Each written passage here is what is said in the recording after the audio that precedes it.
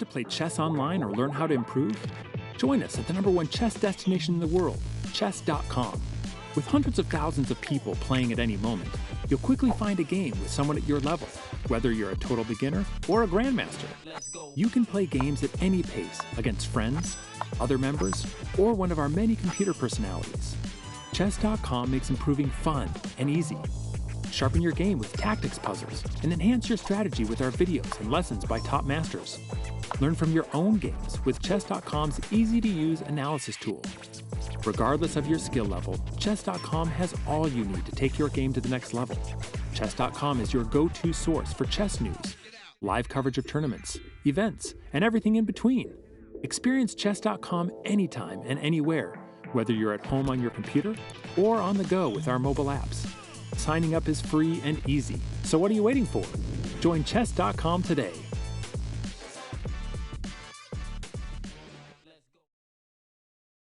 Hello and welcome everyone. This is FIDE Grand Prix 2022 second leg, and we do have the final classical chess in the finals. I'm woman Grandmaster Tsatsalashvili, and this is Grandmaster Benjamin Bach.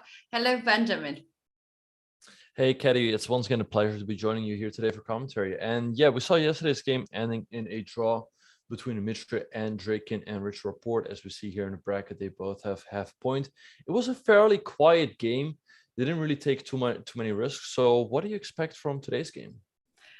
I expect a lot of fire on the board, some tactics there, some new things in the theory. But Benjamin, let's be honest, these two players gonna try to be very solid today as well as they tried to be yesterday. So I kind of have expectation to be a slow game and then a draw. And we, in that case, can go to the tie breaks. What are your thoughts about today's game? Yeah, so I think Richard is going to try to win with the white pieces and seal the match right here. But as you said, I don't think he's going to take crazy risk. We know he did well in the first leg of the Grand Prix. And I think if he wins this match, he will more or less qualify to the candidates tournament. So a lot of pressure on him, of course, also for Andreikin.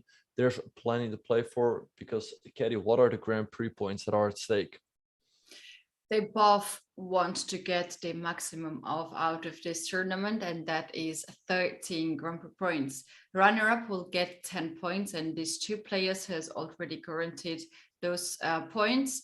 All the semi-finalists will get 7 points.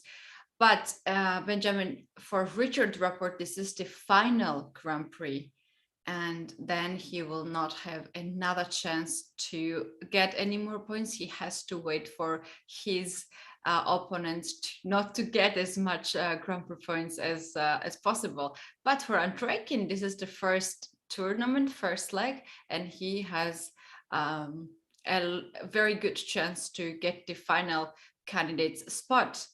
Let's once again take a look at the format, and would you tell us what's the format? Yeah, so there are 3 tournaments and 16 players are divided into 4 groups of 4 players each. And each group plays a double round robin, and the group winners advance to the KO stage of 2-game matches. We saw the leaderboard real quick. We know that Hikaru is currently leading. He will play again in the last leg. Levon Aronian has 10 points in this. Yeah, once again. So Richard has 7 points. He has already guaranteed to pick up another 10 here, so they'll put him on 17. I think if he finishes on 17, he'll have to wait, how everything progresses in the last Grand Prix. But I think if he wins today, once again, he should qualify. Also because, let's say Richard comes in, let's say he loses this match, right? He picks up 10 points. He finishes on 17. Then imagine Hikaru comes in second in the group. He picks up 4 points. He also would finish on 17 points, but Hikaru would have a better tiebreak because he won 1 leg. So a lot of math going on, and we can also have a very quick look at the groups for the third leg. For the third leg, which will happen right after a few days of Belgrade Grand Prix, this tournament is going to happen in Berlin, and we have 4 groups, once again 16 players, and as you can see in the group, a lot of things going to go there. We do have a winner of the first leg, Hikaru Nakamura, together with the runner-up of the first leg. And we also have Dmitry Andreikin in the same group. Dmitry here is in the finals, and he can get as much points as Aronian or as much points as Hikaru. So he will be one of those players who will fight so hard to get the spot at the candidates. And Benjamin, we do have only final 2 seed at the candidates tournament, as the rest of the 6 players are already qualified from different tournaments, and we know their names. And today, this final game of the Grand Prix second leg will be very much decisive for the candidates tournament, as well as the Grand Prix is a circle to the World Championship match. All this action gonna start in a few minutes. I can see that the 5 minutes before the round, and very likely players are getting now at the playing venue, getting some security checks and just adjusting the pieces and just going into the game and getting ready for this. We're gonna take very short break and we'll come back right before the first move. So guys, don't go anywhere. We will be back shortly.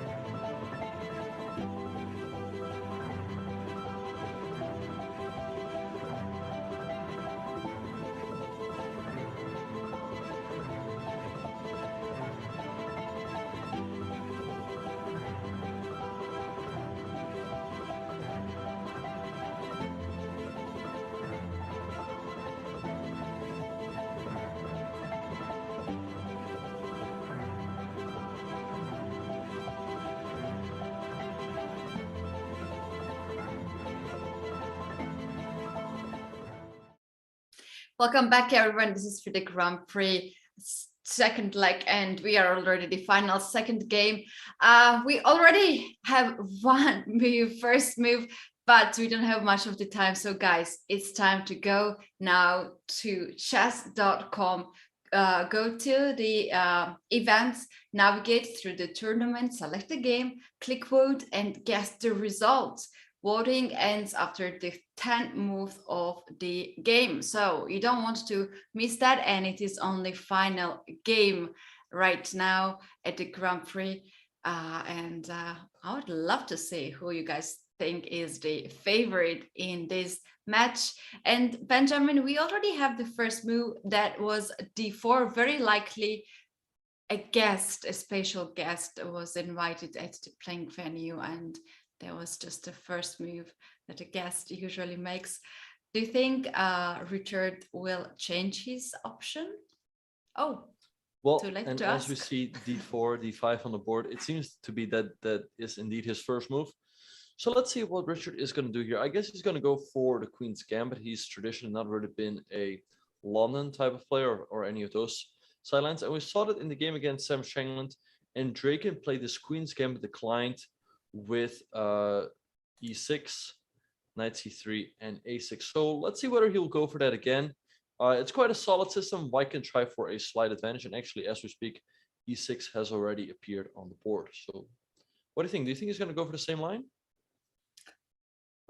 Maybe not, as knight c3 is now on the board. We're gonna say it a6. If a6 has been played here by Andrea, it is. Oh. It has been played. Right, so Andreikin sticking to his guns. He did the same against Anish Giri, where he went for the same line in the Sicilian twice. But he did come under some pressure in both the games. So we can definitely expect some preparation here from Richard. So the main move here is pawn takes d5. I think someone like knight f3, it looks quite logical, but here Black is going to take on c4. And with the move a6, he's quite well prepared to defend that pawn. So as we speak, pawn takes d5 has appeared on the board. Black is going to recapture. And here White has two moves, knight f3 or bishop f4, developing the bishop right away. Yeah, it takes d5. It takes d5 is the move that you actually automatically play. But Andreikin is taking some time here before he captures. That's a little bit weird. And also, Benjamin, in yesterday's game, Andreikin spent quite a lot of time. He went down to 3 minutes, while Richard had still like about 1 hour on the clock. So do you think he feels very confident in the when he has low time on the clock? I guess he does, but I wonder what exactly he is thinking about. He's generally quite good in faster time controls. So probably doesn't. He feels indeed confident about his abilities there. But yeah, I'm a little bit puzzled why he has not recaptured yet. Maybe he just wants to confuse Richard for a little bit. So we discussed this game against Sam Shankland earlier. So in that game, he took the pawn. Knight f3 was played by Sam, I believe. Knight f6 and then bishop to g5. I think Black played bishop to e6. And I believe it continued something like e3, knight bd7, or maybe h6 was played. And then at some point, bishop d3, h6, bishop h4, bishop d6. And Black was doing quite all right. So I'm very curious to see where Richard will improve. White is generally a little bit better, but Black is extremely solid. It's really difficult to really prove anything here. But once again, what do you think Andreikin is thinking about in the current position? I have no idea why he's not making a move. This is not the time when you want to confuse your opponent, because it takes d5 is here the only move. I don't really expect anything else can happen.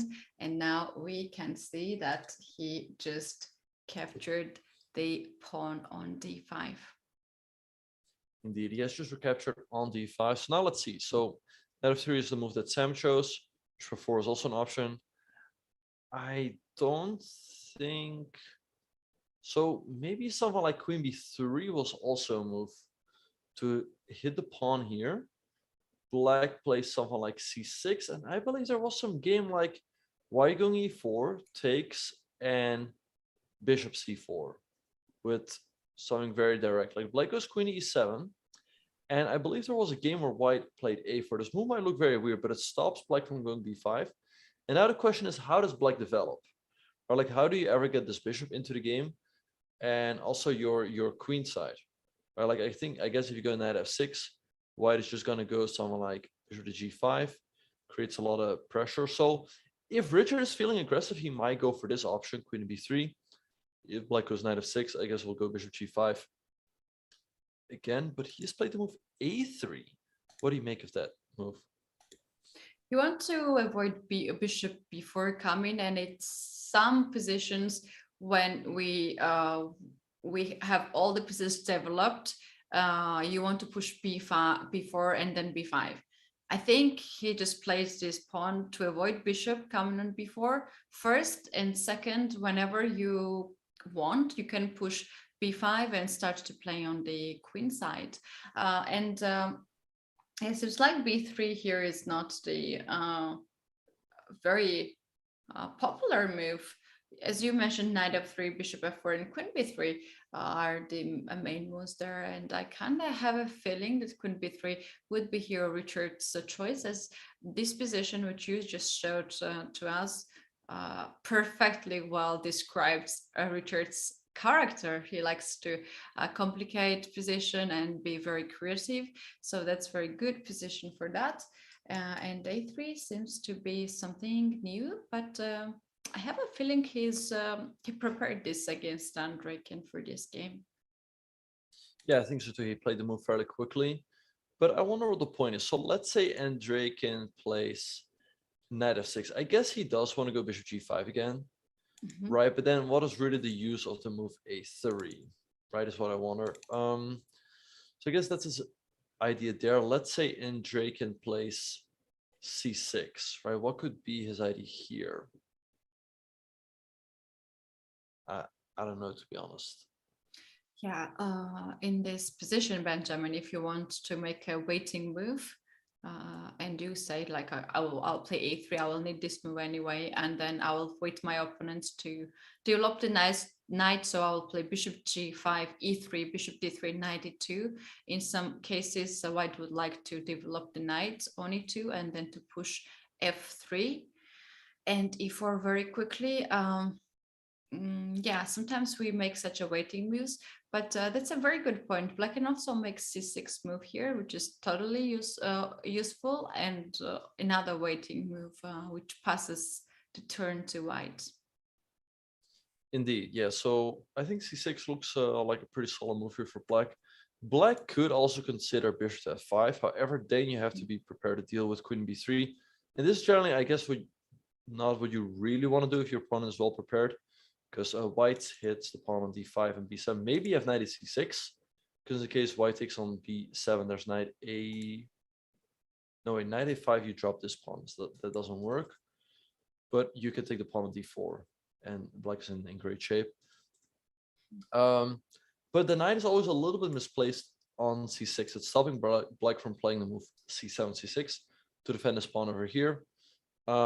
So I don't know, bishop 5 also an option, but yeah, like we said, it does carry some risk. So let's see what Andreikin is going to do here. We saw him taking his time yesterday, so I would not be surprised if he's going for a thing here. It's generally quite a normal moment when your opponent is blitzing out his preparation that you take a little bit of time. Yes, Benjamin, here after a3, I can see there are a few games after knight f6, a3, knight f6, but I can say that those games are not played by grandmasters or higher rated players. But yeah, it's still a move here, a3. And I'm really curious what is Richard's idea by a3. Right, so you said that there were some games with a3, so how did black generally play here in this position? After a3, knight f6, and here white has 3 options: to play knight f3, to play bishop g5, and to play e3. All right, so let's say white goes bishop g5, right? Because I guess this is our idea, and as you mentioned, we have not committed the knight to the f3 square yet, so perhaps we can develop the knight to e2 later on. Yes, So here G5. Black can go bishop e7 or bishop e6. For instance, let's go bishop e6. Then white tries to develop e3, and first white goes with bishop d3, knight e2, and f3. That's the position I mentioned earlier. White would love to have this kind of opportunity to develop the knight on e2 and then to try to control center with f3 and e4. Yeah, I like this idea. I guess here we have the option of going knight e2, maybe knight f4 to hit this bishop. And black, sometimes in these positions, if the knight is an f3, goes for stuff like g5 and knight h5 to go after this bishop. But here that is not an option, of course, because that would hang the knight. So I feel like knight f6 is a move, but it probably is sort of what Richard is hoping for. So maybe what black should do is play a move like c6 to keep his options open. And yeah, I'm very curious to see what exactly the point behind this move a3 will be. You know, white can push b4 in some positions, but I mean, the move a6 already stops white from playing pawn to b5. And my experience is that generally white is a little bit better in these types of positions. However, black is extremely solid. So we'll see whether Andreikin manages to be solid as well in this game. But as it stands right now, he is still thinking the current position. Yes, Andreikin is taking more time in the opening. Perhaps he feels like he needs to spend most of the time in the opening. That's the period when you just direct your game, and then he feels more confident in the end game, even if he has low time. That's very interesting how much time he's taken. He plays a6. He clearly knows all these ideas here. Is well prepared, but still taking more time. Benjamin, after c6, which you suggested, how about white also makes some move like waiting move queen c2? And white is very stubborn with these ideas to play bishop g5, e3, and bishop d3. Yeah, so queen c2 makes sense. I wonder, like, let's say after queen c2, we go bishop d6, right? We delay the development of this knight, perhaps here. White can try to strike in the center with the move e4. Now the move a3 actually makes a lot of sense, because if black takes, we take, there's no bishop e4 check, which would be really annoying. But I always thought that black shouldn't really have too much to worry about. Like, let's say he goes knight f6, right? I mean, white can take here, and white has two bishops. However, this pawn on d4 is isolated. So we'll see whether Andreikin will go for someone like that. So queen c2 is quite an interesting move. I guess if knight f6, we go bishop g5 again, and with pressure along this diagonal. So yeah, I think this move makes a lot of sense as well. If Andreikin here goes with knight f6 move, then white can answer with bishop g5 or knight f3, and there is a possibility that white's gonna still try to push the pawns e3, f3, and then e4, and probably that's the reason that Andreikin is thinking right now, and maybe he doesn't want to allow this to happen. Right, yeah. So, I mean, I guess nothing really bad can happen here to black. Maybe in the worst case, you get a slightly worse position. However, it's always a bit annoying when you face your opponent's preparation. You might get under some pressure from the very beginning. So I'm curious what he's going to do here. To me, the move c6 looks the most logical. You just strengthen the pawn on d5. It's always, a useful move. You don't commit any of your pieces yet, as we discussed. If you go knight f6, you allow white going bishop g5. So I don't really like that idea. And yeah, you cannot play bishop d6 because then you hang the pawn here. So to me, c6 looks like, I guess the moves that look the most logical to me are knight f6, bishop f5, and c6, right? And as we said, okay, if you go knight f6, you allow bishop g5, which is probably fine for black, but it's a little bit annoying. If you go bishop f5, you have to deal with queen b3. and you definitely don't want to do that if your opponent is in his preparation. So I guess then, to me, the move c6 looks the most logical. Right, Benjamin, earlier we had a question in the chat. What happens if black fianchettos the bishop, probably g6, bishop g7? Is that very common in this structure to develop the bishop in this way, and how white can respond against this way of development?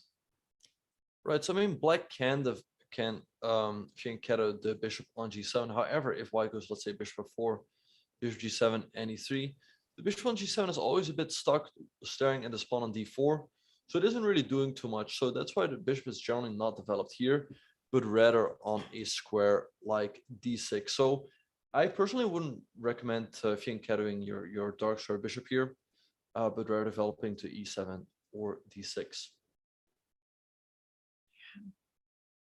There are some moves like g6 in this opening, very common, but the reason of the g6 is to support bishop to get on f5 square.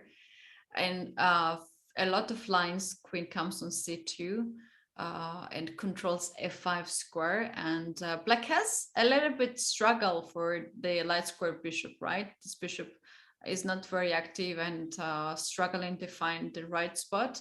And f5 is a perfect spot for the bishop. So queen very often goes to c2 to avoid bishop coming on f5.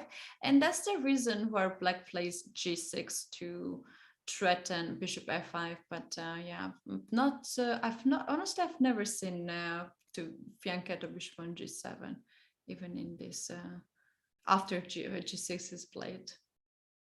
Yeah, you make a very good point. Yeah, very often. So let's say black plays someone like c6, white goes queen to c2. g6 is a possibility here to follow with bishop f5 quickly.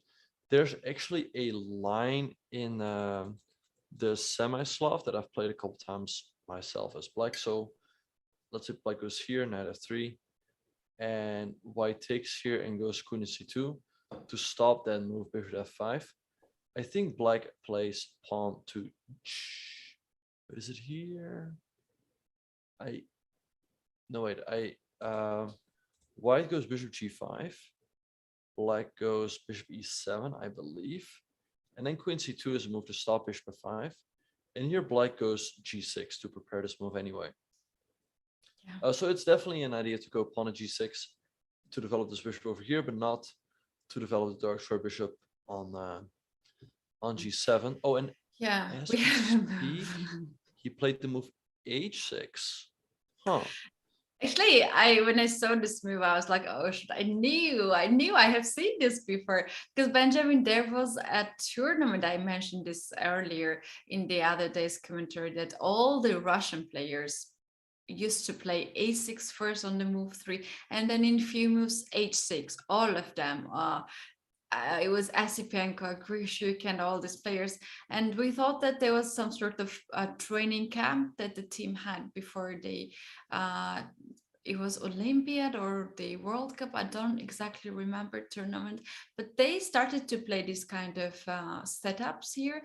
And it actually makes sense. You need a6 pawn to be there. And you also need h6 because it avoids bishop g5. And next move, you can play knight f6 and you can calmly develop your king side. Right, so I like the move h6 from Andreikin. It's stopping bishop to g5, so now we can just develop this knight over here. And also, maybe h6 is a move that Richard has not looked at. Of course, it looks really funny, right? You put your pawns on c4 and e6, you occupy the center, and then you're like, okay, now I've done enough development. Next up, I'm going to put my pawn on a6, and I'm going to put the other pawn on h6.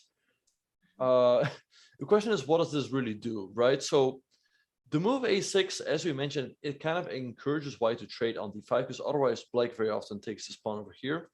Of course, h6, you might be wondering, like, okay, this move also looks useless, but it stops this this move. So I guess now Richard should develop his bishop to the f4 square, and black is probably going to continue with knight f6 and could follow up with someone like bishop d6.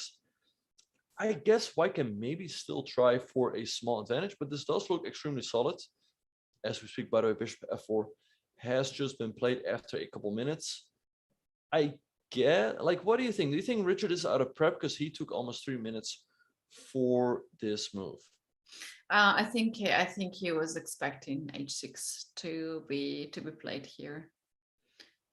Because of this reason, maybe Andreikin has no games played a6 and h6, but one of his teammates should probably have it. And Benjamin, this is very tricky way to prepare against your opponent if there are not much of the games, or you don't have new games of your opponent, and this opponent is a member of the team, national team. You can always check out what others are playing, and that's the direction you can go, and it works quite often.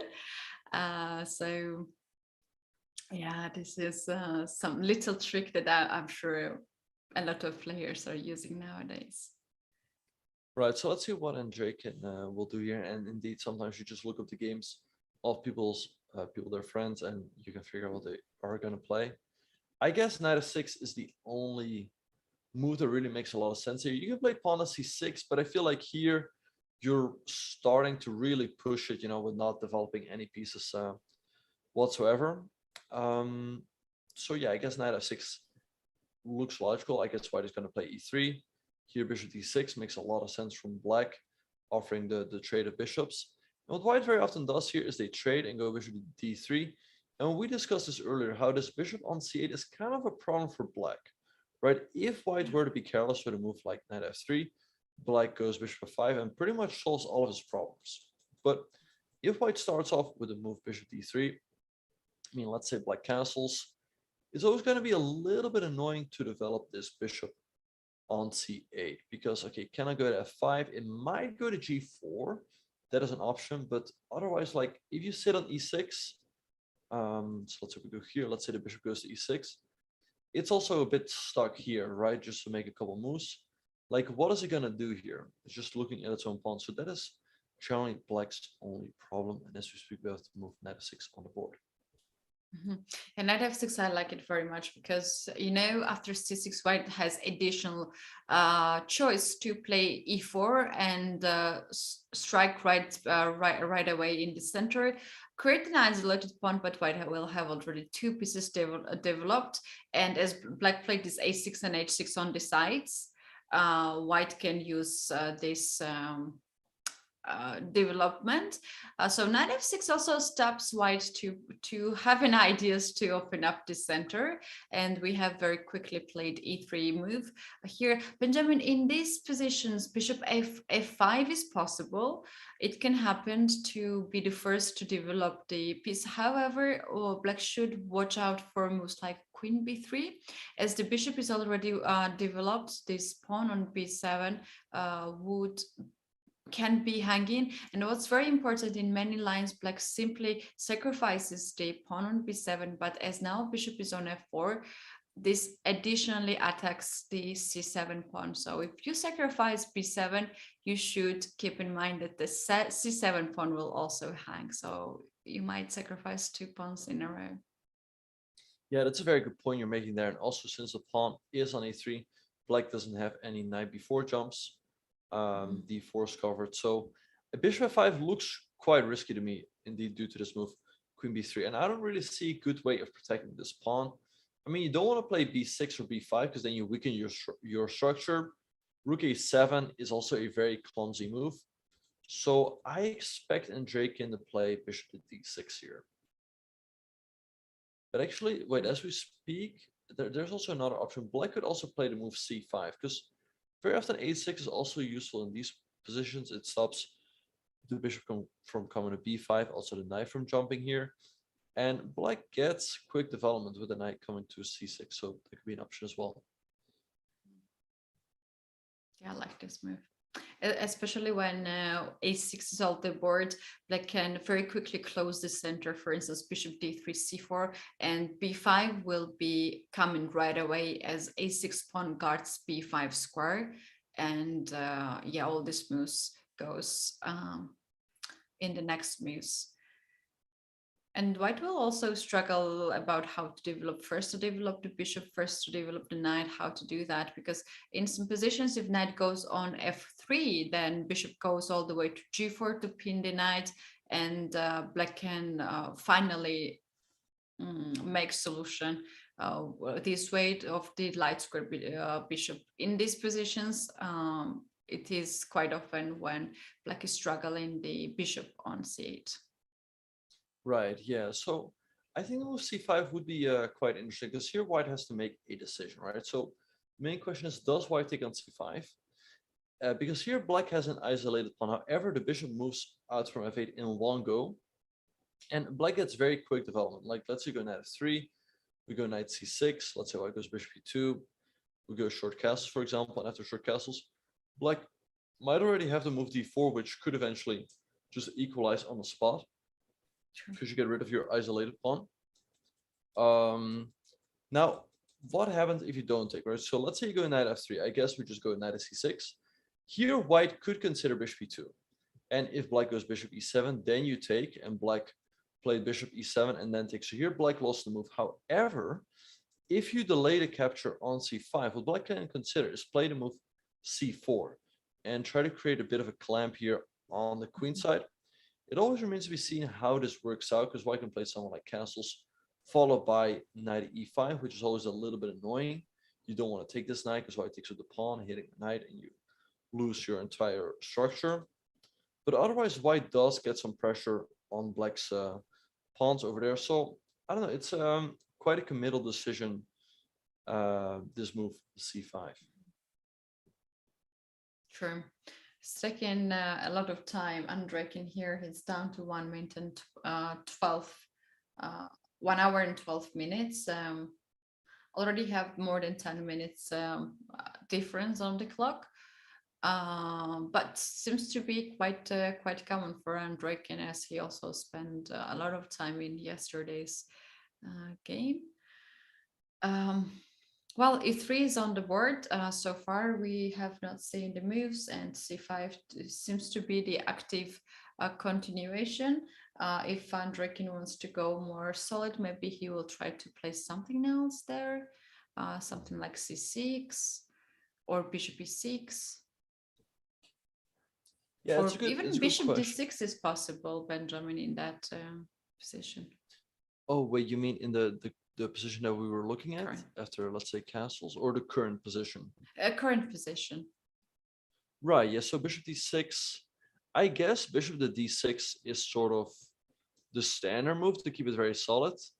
If he wants to solve his problems in a more concrete manner, then c5 comes to mind. So, and actually it's kind of interesting, like in this line that we looked at with knight f3, knight c6, bishop e2, and c4, the move a3 is actually quite useful for white, because in these lines, black very often goes bishop b4, sometimes trades the bishop voluntarily for this knight on c3, so he gets good control over the square on e4.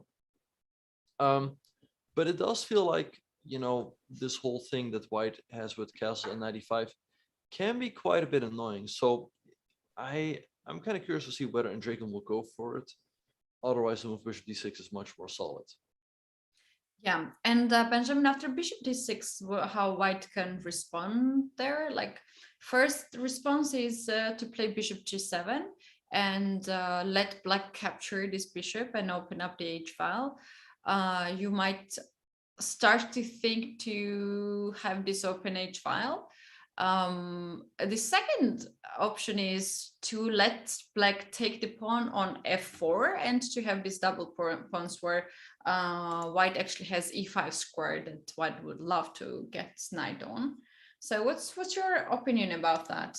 What can be the reaction after bishop d6 if this move happens?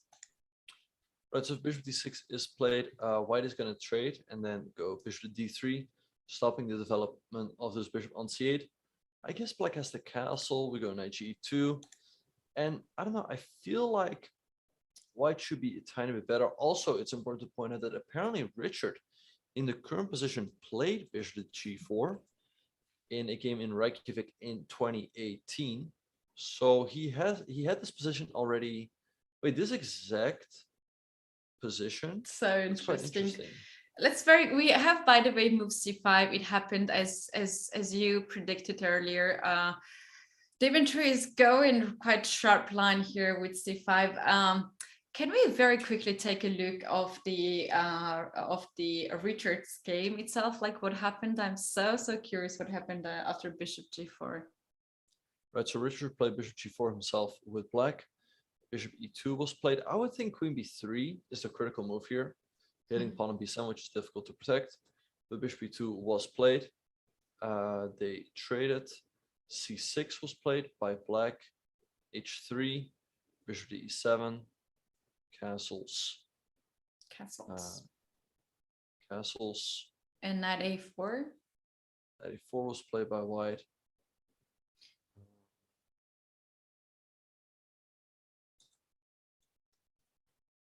Well, that's very interesting. Seems like after A3, white decided to play B4 and then to jump knight on C5 and to have this kind of structure. Yeah, this is another game. It was color reverse. It was some years earlier, but today we do have the position with C5 and Benjamin. I think this will not be boring game at all. No, I think yeah, this will be quite an interesting game, and I do think that Richard is not in his preparation. So let's have a look. So after the move C5, I guess he has to go knight F3, right, to just keep developing. He could also consider something like knight G2. This move might look weird, but after knight C6, to play a move like maybe H3, as weird as this looks, but the idea could be to go G4 and Bishop G2 and put pressure on his pawn on D5. This also looks pretty interesting.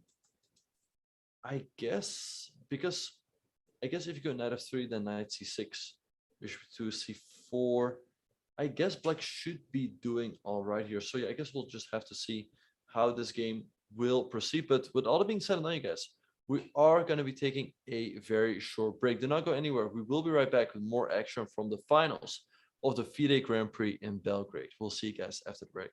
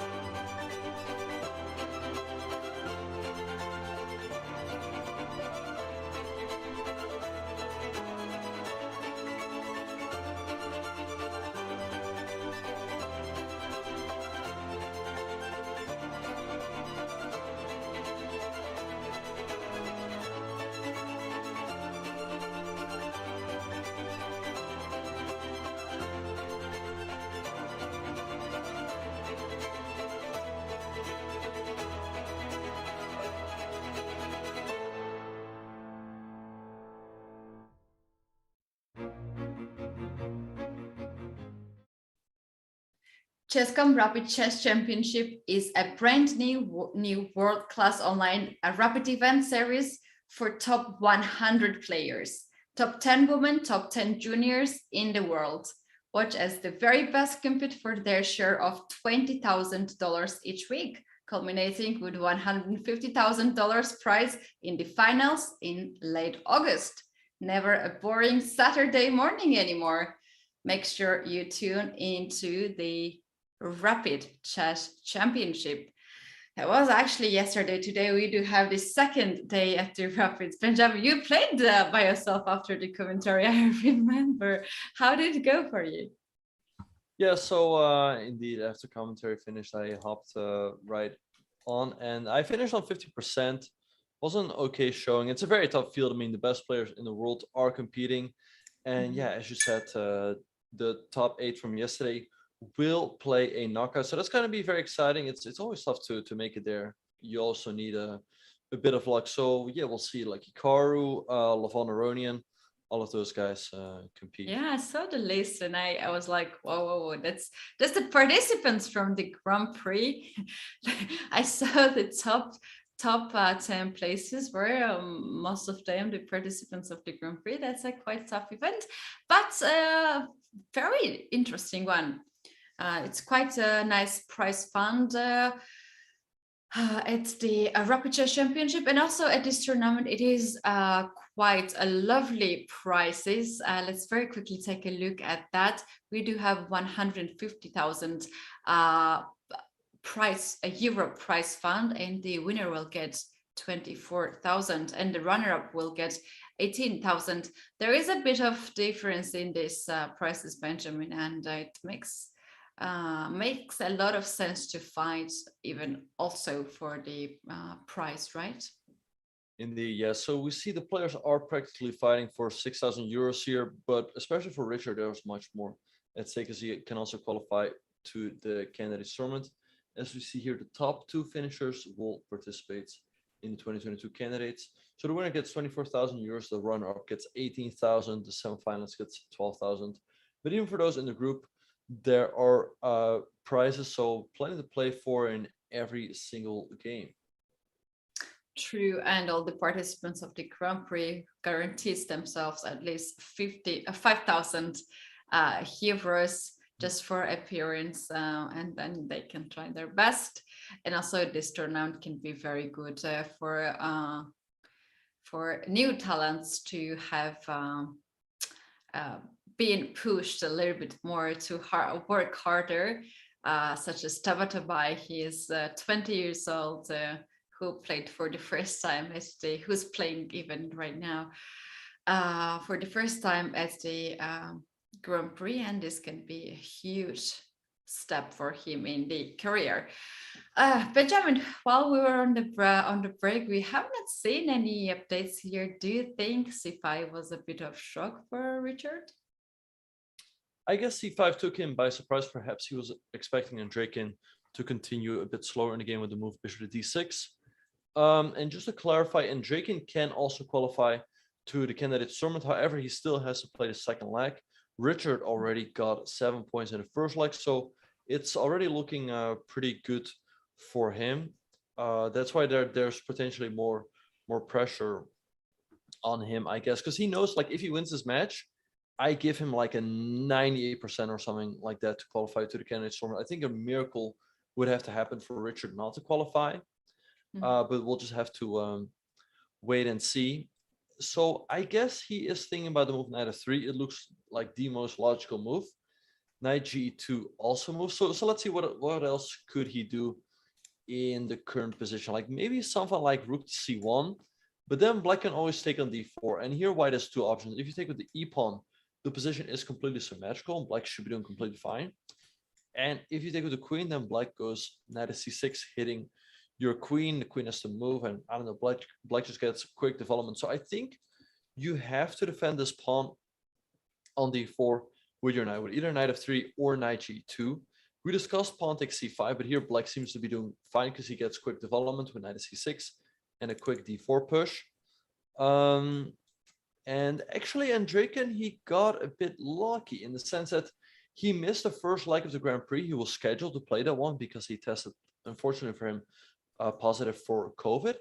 And you would think that if something like that happens, he misses the first leg and that's it. But he is playing in the second and the third leg, so they gave him a chance to compete anyway.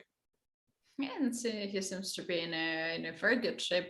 Even though that after COVID, it's quite tough to compete over the board classical chess. We had Dubov in the same conditions, and I kind of had a feeling that he was trying to end the games rather fast due to the health issues, because it is really personal how you handle this COVID situation, and then how COVID treats you after it.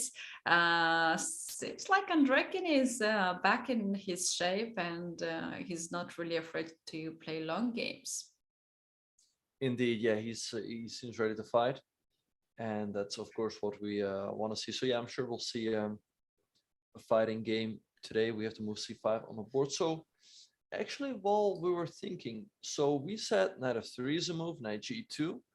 White can perhaps also choose to go for this weird looking bishop e5 move, because you hit this knight on f6 and it's not so easy to deal with. Right, let's say you take on d4, then white is going to take here. And if you take with the queen, then knight takes d5, hitting queen on f6. And it seems that black is in trouble here, because let's say you move the queen over, then white's going to take here. And white is just up a pawn. So the question becomes, what should black do after this move bishop to e5? Perhaps black should consider bishop e6 to defend this pawn over here. I guess if white is gonna, let's say, take on c5, we just recapture. And I think this should always backfire, because if you take on d5, maybe we can take here, or perhaps take here first and now take here, and black should be doing fine. And as we speak, the move bishop e5 has just been played by Richard. I think he's listening to the broadcast. He's listening to us. Bishop e5 has been played. That's quite a fancy looking move. I do like it. Benjamin, usually we don't like to move with a one already developed piece, because we are losing some tempo by that. And you prefer to develop all the pieces to bring all of them in action and have more pieces on the board. But bishop e5 creates a threat, and the threat is really serious. White wants to take the knight first, and then the pawn, central pawn, and white wants to win the material. The question is there possible to play knight b to d7 here in this position? That is a good question, yeah. So knight b d7 is a move, but black is never really threatening to take this bishop over here, because let's say we make a random move like knight f3. If you take, then we take with the pawn, we hit the knight has to move, and then we take this pawn on d5, and white should be in great shape. So in that case, you're also kind of blocking your bishop. I guess it's definitely a move though, but I would think bishop e6 is the main move that Richard considered, right? You defend this pawn on d5, and then you want to follow up with knight at c6. And I mean, then the move bishop e5 is also committal, because let's say you go knight f3, we go knight at c6, and like someone your bishop is kind of under attack, or you don't want to go bishop g3 because then you lose a lot of time. So I'm very curious to see as to how Richard will respond in case Andreikin plays bishop e6. I mean, maybe he can go g3, bishop g2, but once again, black goes here, and I guess black should always have some possibilities. True. I think Richard and yourself would be a very good team of hand and brain, as you just guessed his move, bishop e5, and yeah, obviously you could be really good team. Right. I mean, I think I got lucky on this one instance where I managed to guess his move, but in general, like sometimes I just don't see his moves coming at all. Like he's so original. He surprises everyone with his move choices. And like this move bishop e5 is one of those moves.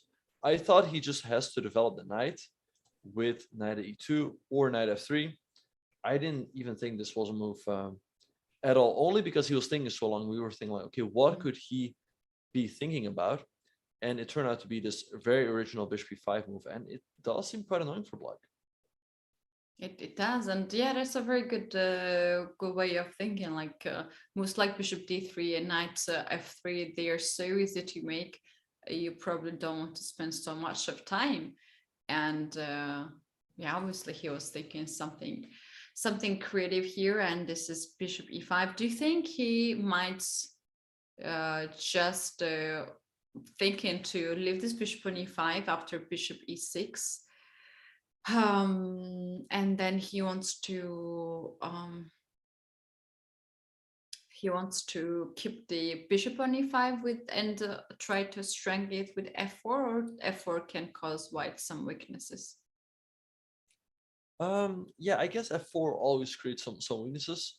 So I guess what white should try to do is go for these moves like g3, bishop g2, knight g2, because also let's make it on the board.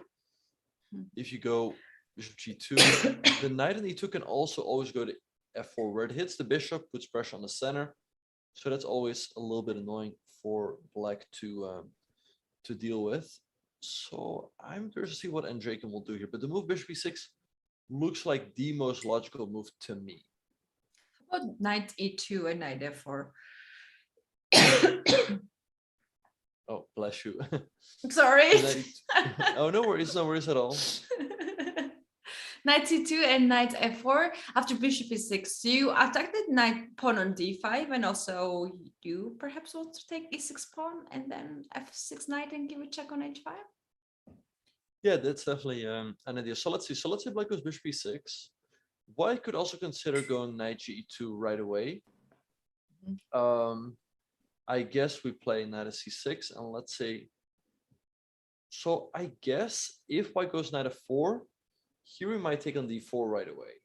And once again, like taking with the pawn is never really that scary for black. And are you okay? Sorry for this. Oh, no worries. No. Oh no, my co-host. I don't know. COVID is coming back, I think.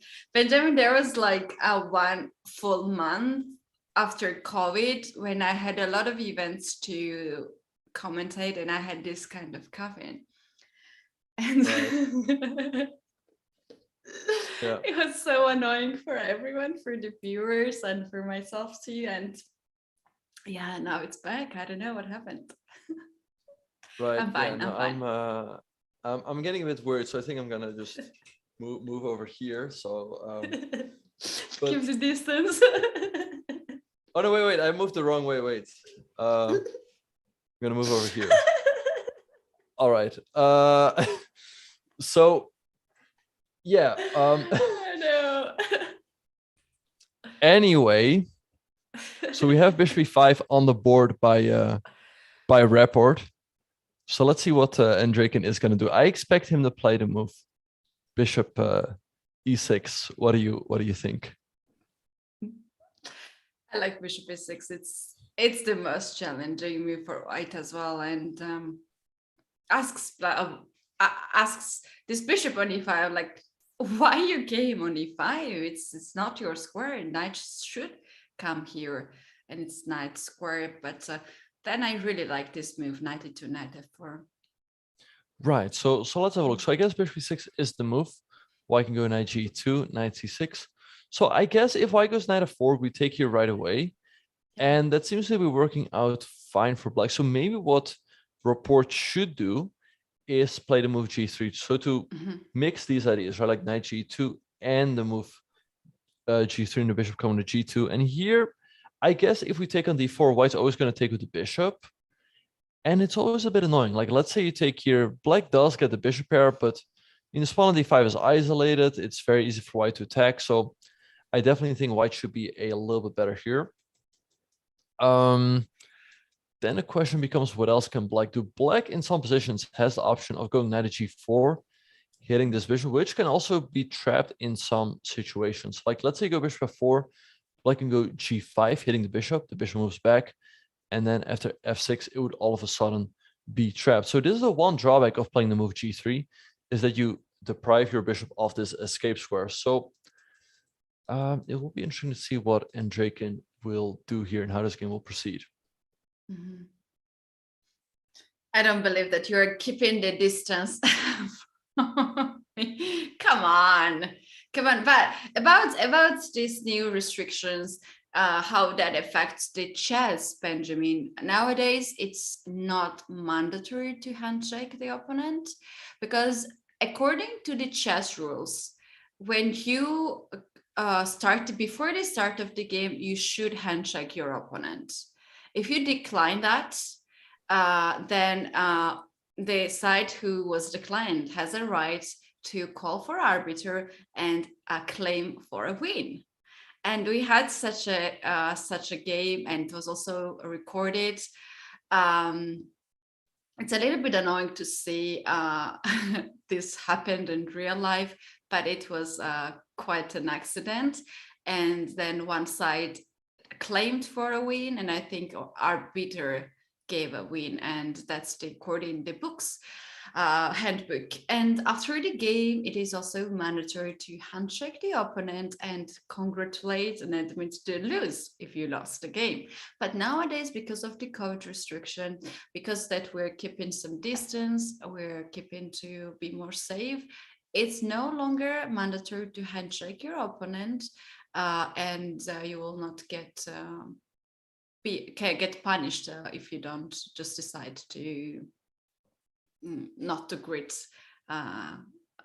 your opponent by touching. So Yeah, so there have been some funny instances where, you know, a player would want to shake hand, another player would want to give fist bump, and then, you know, like this hand paper scissors game starts.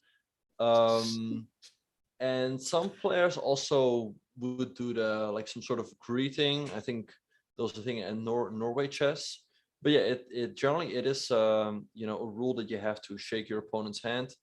Mhm. And I think you were referring to the game between Nigel Short and Ivan Cheparinov. And eventually they did play that game on one of the rest days. So everything was settled after all. Yes, we had such a issues, but yeah. Nowadays everything is understandable, that we don't greet the opponent. That's fine, and many players actually just decides to keep it safe and keep some distance too. And Benjamin, I remember at some tournaments we even had some sort of like plastic. Oh, bishop e6. Yeah. Bishop Right. e6 has been played. What I mentioned is that at the very beginning of the pandemic, the players used to play in the masks, and also had some plastic mirror windows in front of each other. So there used to be such a crazy games, but at this event, I don't think we have such a thing.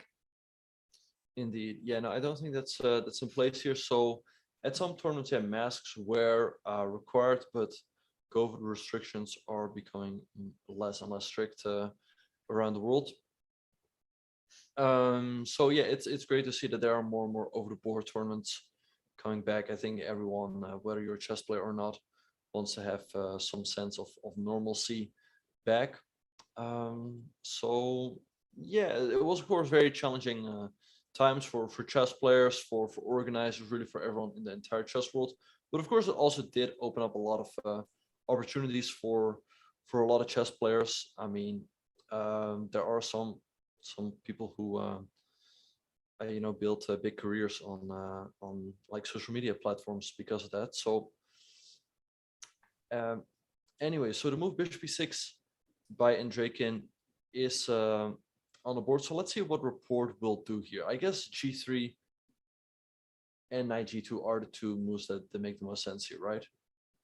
Yeah, I like this both moves, and clearly both moves are dedicated to d5 pawn, as Richard has started to go for it with bishop e5.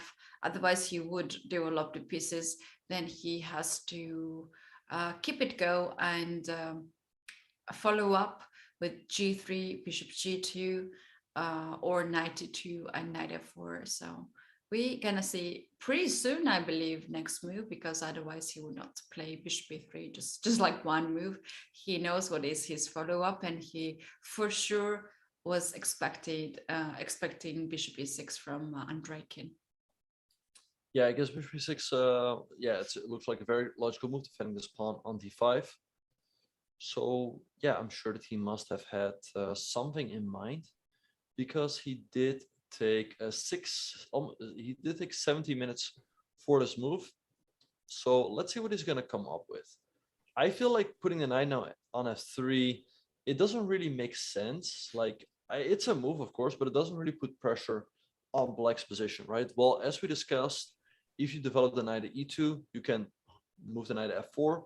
Also, it does not block the bishop if it comes out to g2, and it puts pressure here.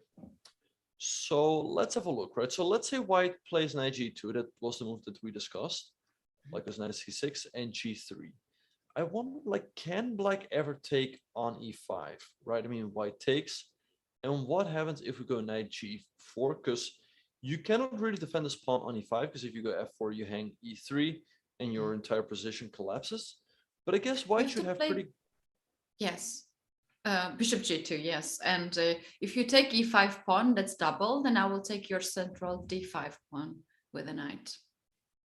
Right, and I would think that white generally has pretty good play here along the diagonal. So I guess trading on e5 probably is not recommended for black. Yeah, that's right. Instead of taking on e5, I think black should go and chase the bishop on e5. The lines that we showed earlier, knight g4, might be very interesting approach here for black to try to chase the bishop. And as we have played g3, this square is not any longer free for the bishop, and bishop is between f4 and e5 move, and black also has g5, f6 pawns coming straight forward for the bishop. So yeah, knight g4, I like it. Indeed, so knight g4 is more so let's have a look. I guess white plays someone like bishop g2, and black can consider f6. However, I would think that's always going to be pretty risky, because white has moves like knight f4, you know, hitting the bishop, and all of a sudden black's pieces are also extremely loose. So let's see. Yes, knight g4 is a move. He can quite literally move the knight anywhere, and there will always be this threat of f6. So something like maybe knight e4 also is a move. Let's say you take, black's going to take, and all of a sudden this bishop can get trapped. So I don't know, position is becoming extremely complicated from the very beginning. And Benjamin, we have very lovely suggestion. Why not to play bishop e3, e2, and then bishop f3? That's the move that we don't see very often, but I like this idea because we don't play g3. We kept the square for the bishop, and we still have the same idea to attack d5 pawn. Yeah, right. So bishop 2, bishop 3 also makes a lot of sense, and I can still come out of d5. And indeed, you keep the square for the bishop. However, I guess here maybe black can capture on d4 here. If you take and black takes, you cannot take with the knight, right? So you're forced to take with the queen. And here black should be doing more or less all right. Like maybe something like rook c8 followed by bishop c5 with quick development, or just, you know, bishop d6. So I guess what white should do is play both of these moves, right? So g3 or knight g2, I guess in both orders are fine. So knight c6 and knight g2. Knight e2 has been played, knight ge2 by Richard. Okay. So I guess now knight c6 by Andreikin. I don't really see another move that makes sense. And here white is at a bit of a crossroads. So you can go knight f4, which makes a lot of sense. g3 is a move. However, I would think that in a practical game, it's really difficult in the sense that your bishop can always get trapped. And if you're wrong about one variation, you might end up in a lot of trouble. But yeah, to point out the difference, if black takes, we take with the bishop. And if takes, now you can take with the knight. So so let's see what Andreikin is going to do. But I'd be surprised if he doesn't play knight c6 here. Yeah, seems like a natural move. And what happens if, for instance, Andreikin continues kingside development? Then how white is going to proceed the position? For instance, bishop e7 here. How white gonna keep it go? So Bishop you're considering, e7. right? So I guess if black goes bishop e7, this is always the move that white is waiting for. Now we capture on c5 because the bishop has already moved, and black is losing a move, right? Because let's say white captures on c5 here, then we can capture in one go. And it's quite interesting how one move makes such a big difference, right? We saw if the knight is on g2, white should have quite a nice advantage, but here black seems to be doing completely fine. So let's see what Andreikin is going to do. But I guess he is going to delay the development of this bishop and play knight c6. Right.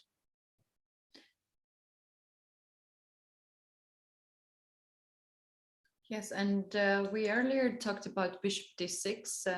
This might not be the move that white is very much afraid. After bishop d6, white can have several options to play. But you can also take the bishop simply, then take c5 pawn, and I think that's very good isolated pawn for white. Another thing is just to ignore these bishops there and play knight f4. And now the threat is serious to win d5 pawn after bishop f6. And yeah, knight to c6 was played by Andreikin. But so knight c6 has just appeared on the board. So now let's see. So knight f4 makes a lot of sense, right? That's why I play knight g2, but g3 is also a move. I don't really see any other moves that make a whole lot of sense for white, right? You don't want to move this bishop, then you're just losing a lot of time. Black should be doing just fine. So yeah, let's see what he's going to do. So let's have a look at knight f4. We didn't discuss this move in too much depth, but we said that black should take on d4. So let's have a look. I guess if white takes with the pawn, we just develop this bishop somewhere, either to e7 or maybe d6. And I don't really think black should have any problems here whatsoever. We have like all our pieces nicely developed. Also, we don't really have any problems in the center now. So let's have a look at what happens if white takes with the bishop, right? I mean, I guess maybe we take anyway. White takes with the queen, and now maybe just bishop d6 and black's doing okay because we have nice activity.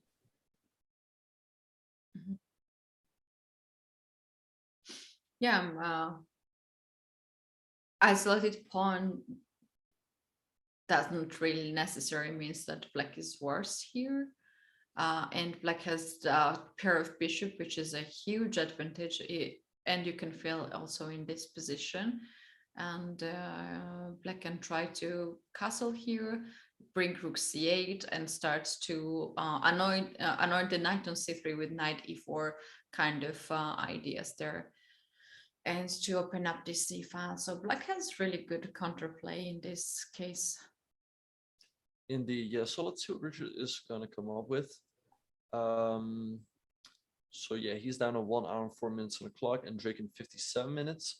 So players are, really taking their time in the opening stage of the game. They've only played 9 moves, but since the position is so original and creative, this is really going to determine how the game is going to proceed. So I think it's justified that they are taking their time here. So let's see. So knight f4 doesn't look too dangerous for black. So I guess then g3 is really the critical option. So as we mentioned, black can move this knight, which will lead to very creative positions. He can also play the move bishop d6. However, I guess if you go bishop d6, the easiest option for white is just to trade on d6 and to take on c5, black recaptures, and go bishop g2. And here black has this isolated pawn, so white should always be a little bit better, because also it's not easy for black to push for pawn at d4. Like let's say rook to d8 happens, I guess maybe white just goes castles. Oh, Benjamin, knight f4 just has been played in the game. Right, yeah. And we have knight f4 on the board. So I guess black should take on d4, right? Because let's say we play c, and he has taken on d4 right away. I think they're listening to us, Caddy. Oh yeah, I have that feeling too. That's weird. That's weird, but it's happening. Right. Benjamin, I have a question. I'm sure many of our viewers also wonder what happens if white captures the bishop on e6 and white tries to weaken the king side pawn structure. Right. So white just capture with the bishop on d4. I guess if knight takes c6 happens, we just recapture with the pawn. And here, here white has a tough decision to make, because here if you take it with the bishop on d4, black has this additional option of going e5, and black wins the game because the bishop on d4 is trapped. So then I guess you would have to take with the pawn. But after someone like bishop d6, black has very good development. The pawn on d4 is quite a weakness. And also, I mean, black's king is not feeling too unsafe after a short castle. So I guess black should be doing fine there. So let's have a look. So Richard just played the move bishop takes d4. I guess we have to take on d4, right? Yeah, otherwise the bishop on d4 is just a very strong piece, and at some point black has to take this bishop. You know, if not, if black continues to develop the pieces, then bishop f6, queen f6, and knight f2 d5 is a threat, and white will capture d5 pawn this way and never bring knight from c square anywhere else. So in these lines, b2 pawn will not be hanging, but the queen will come on d5 and queen will capture the piece, and white is just fine here and has extra pawn. Indeed, yeah, that's very important to point out. That's why, yeah, we think that delaying this capture is probably not a good idea. So yeah, I think he should take now on d4. White probably takes with the queen. I mean, you can take with the pawn, but that really looks quite harmless if black goes bishop d6. I mean, you can once again take, but I think black shouldn't have too much to worry about here because the pawn on d4 is also quite weak. So I guess you take with the queen, and now bishop d6. Black should have pretty good development. I mean, the rook is coming to save as long as you don't lose this pawn on d5 one way or another. Black should be doing fine here. Yeah, I like black's position here, to be honest. After castle, rook c8, 94, queen c7, also possible. Right, yeah. So, well, if Andreikin manages to hold here, we might have another tiebreak. Do we perhaps have the format for that?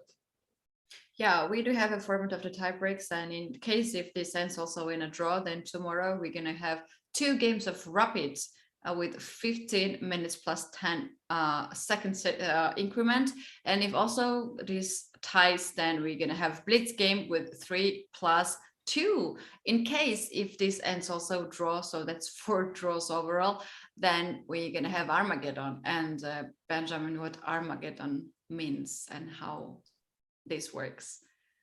Right, so in an Armageddon game, white has 5 minutes, black has 4 minutes, but white has to win. Right, he's getting these advantages like an extra minute on the clock, having the white pieces, but it also puts the burden on you of having to win the game. It's important to point out that once the players reach move 60 in the Armageddon game, there will be a 2-second increment. So you can try to flag your opponent, but as soon as they reach move 60 and they're up a queen, then you run out of luck and you are probably just going to lose on the board. But, you know, getting to move 60 is quite a challenge because, yeah, with only 4 minutes on the clock, you have to make 60 moves. That comes down to 4 seconds a move, right? So you cannot be taking too long there. That's always a lot of fun. But yeah, right now we are playing classical chess. Yes, and this is the question to our chat on YouTube and the Twitch. Just let us know who is up for the tie breaks tomorrow and who wants to see the tie breaks. Do let us know in the comments. Me and Benjamin obviously want to see tie breaks. Why not? I think that's really fun part of this tournament, to have a little bit shorter time control, and the players are very creative. We have seen beautiful tie breaks of Anish Giri and Dmitry Andreikin. Yeah, that was very exciting tiebreak indeed, and that should give Andreikin some confidence in the tiebreaker against Richard Rapport. Yeah, I think most people expect Anish to win the game, but he did not capitalize on his chances. And then if you don't take your chances, your opponent is going to take his. And that's pretty much what happened. And by the way, as we speak, the move knight takes d4, queen takes d4 have just appeared on the board. So I guess bishop d6 makes a lot of sense here. Also rook to c8, so you can develop your bishop to c5 in one go. White can, of course, always trade here, which is a little bit in... Well, actually, maybe what White can do is trade and go bishop d3. Because let's say you go bishop c5. I'm going to give this check over here. And it's not like your king is super unsafe, but you cannot castle, right? Which isn't like the greatest thing in the world. Yeah, and I do love the light square bishop, and we might end up the opposite color bishop position, and obviously the side who has not castled would be weakened. So here Andreikin chose to move bishop d6. That's more safe. At least that is bishop knight takes c6, f takes e6, and bishop d3. Black can make castle there, and this king will be safe. And Benjamin, if this happens, I would be really, really happy for Black. If I were Black, to have this kind of pawn structures on E and D file, because these pawns can start to go forward and get more and more space advantage. Right. Yeah. So White always has this capture available. Black takes. Mm-hmm. And it's always a question, are these pawns in the center an asset or a weakness? Perhaps White can try to attack it with moves like g3 and bishop h3, which could be slightly annoying. Black should have some activity though with moves like queen c7 and bishop e5, hitting the queen, and then the knight on c3. So let's see what Richard could do. He can also, of course, try to delay the capture by playing a move like g3 first, because I don't think you really have to be worried about this move, although it is an option, right? Because let's say Black takes, you take with the queen probably, and maybe Black just goes queen b6 quickly, which is annoying to deal with. So it's definitely something he would have to consider, because if you have to take with the pawn, okay, now you got double pawns, right? And if you take with the g pawn, what I would take with the g pawn could be interesting, because let's say Black castles, all of a sudden you could do this. So it will be interesting to see how this game will continue. I think Andreikin still needs to be a little bit accurate as to how to equalize here, because he has the isolated pawn. But with all that being said and done, we are going to be taking a very short break. Do not go anywhere, you guys. You don't want to miss all of this action. We will be right back with the second game of the finals of the FIDE Grand Prix in Belgrade. We'll see you guys after the break.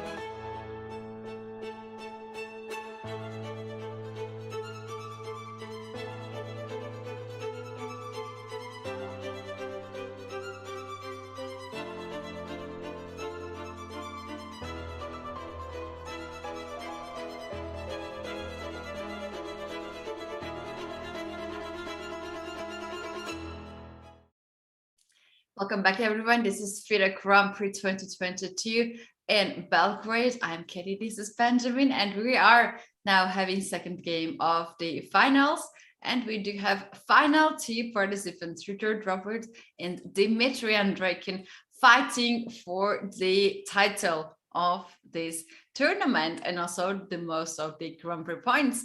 And Benjamin, while we were on a short break, we had a new move. As we came back now, we can see that White played g3. But so g3 is making a lot of sense. He delays the capture on e6. So as we discussed right before the break, Black can decide to capture this knight on f4. And if White decides to capture with the queen, then Black has his move queen b6, which is always annoying because White doesn't have a very easy defense of the pawn on b2. But what White perhaps can do is take with the g-pawn, because let's say Black plays castles, right? This is the most logical move. Then White all of a sudden can go rook to g1 with a lot of pressure along the g-file. So this might be, a little bit annoying for Black, I would think. So I don't know if I would recommend trading on f4, because let's say White takes with the pawn, rook g1 is probably gonna come regardless, even if you don't castle. So I feel like White should have some pressure here.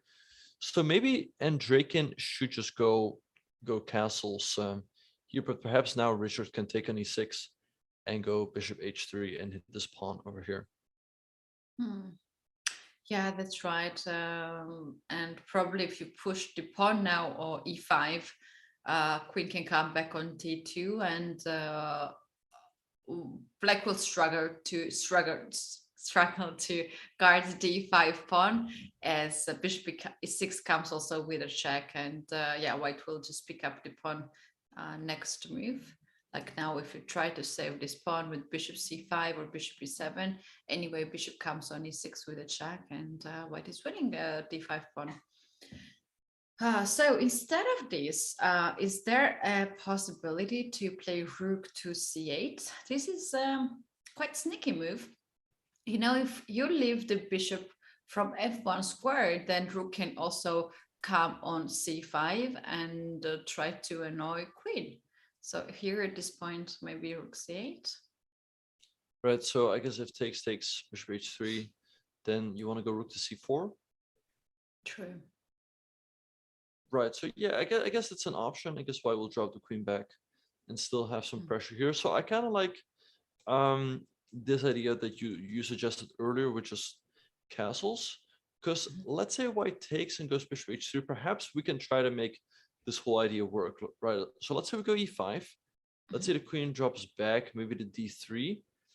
Perhaps we could actually leave this pawn hanging for a moment, because if we go king h8, White does not want to take, because after it takes, there's bishop b4 check, and you win the queen.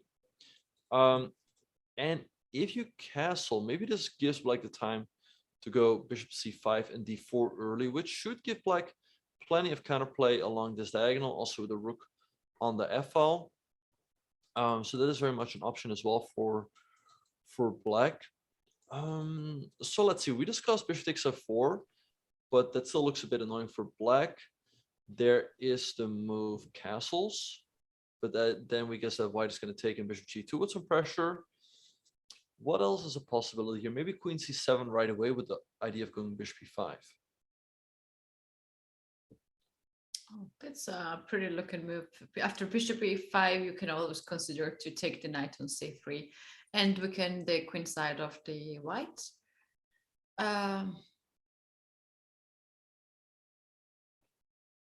Right, so let's see what White could do after queen c7. So it does leave this pawn hanging over here. So let's say White takes.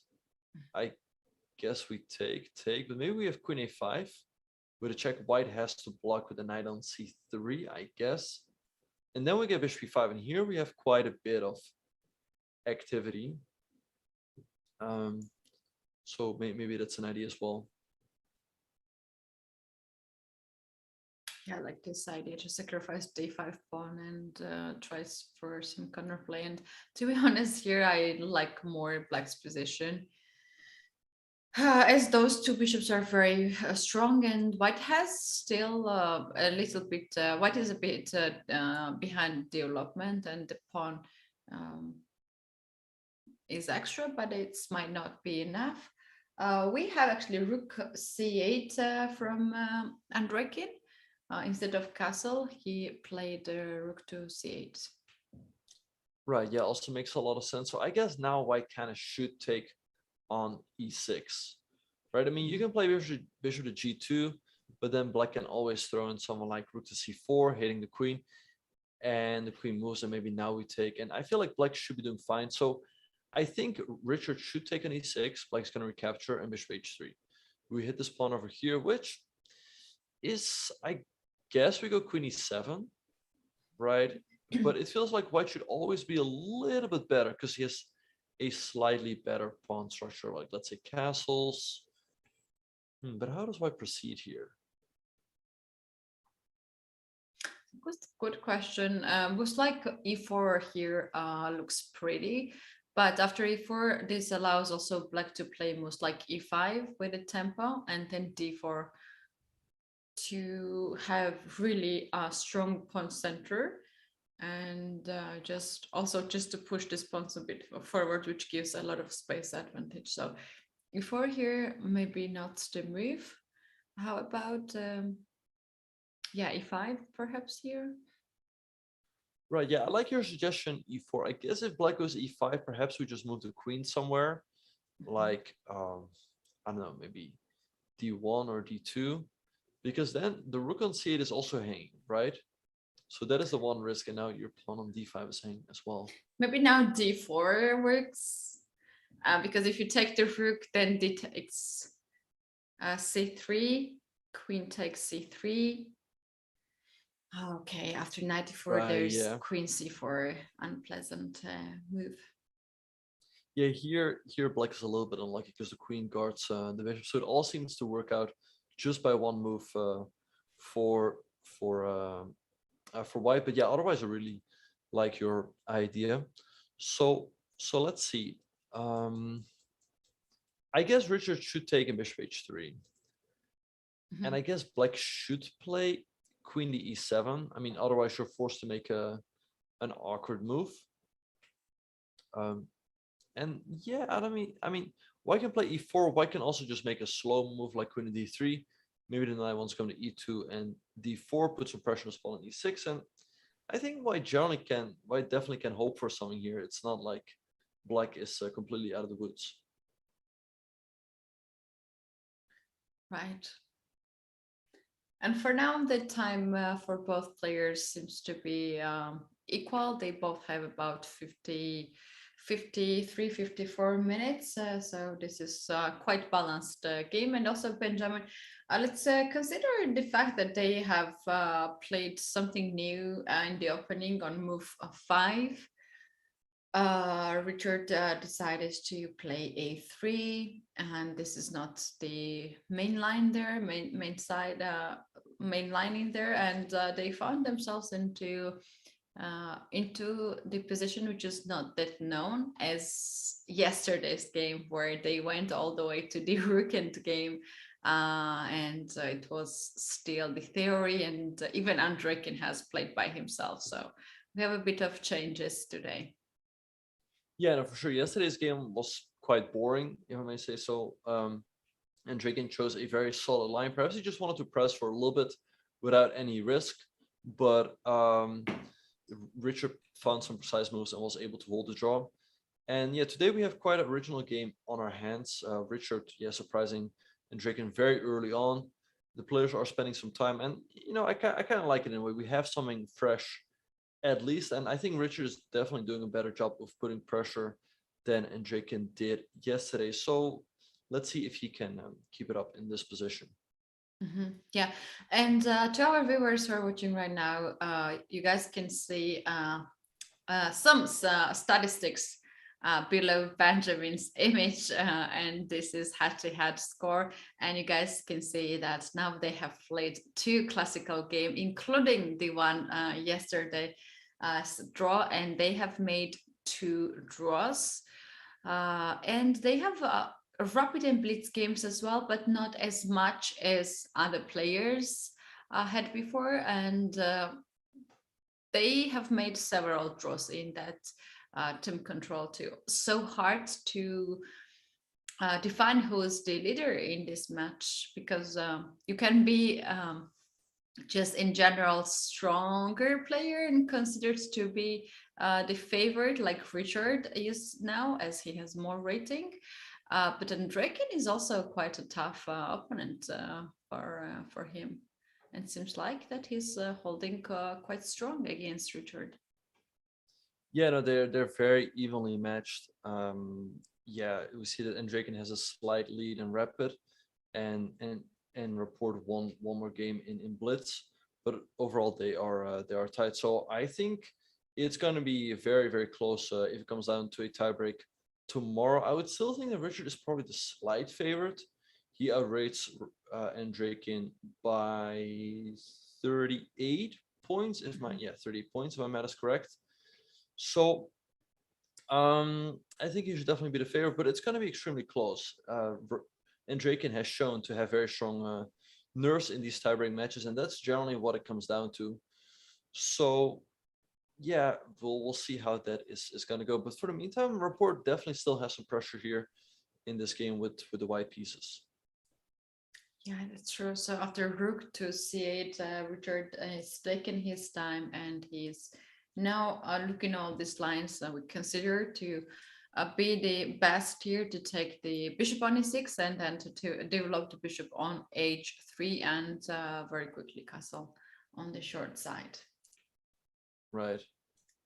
So let's see what rook c1 has been played here, Benjamin. Oh no, rook d1. Rook d1, so rook d1, yeah.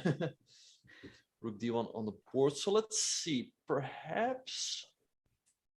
So white is putting a lot of pressure on this pawn on d5. What can black do?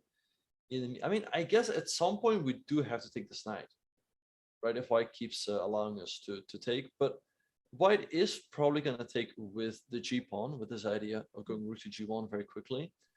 But I mean, after white goes rook to g1, then his own king doesn't have a safe place anymore. The black king still sits pretty safe over here. It's not like white has a crushing attack or anything like that. So I guess the game here would become quite double-edged. Like, let's say white goes bishop d3, right? Maybe with the idea of going f5, hitting this bishop.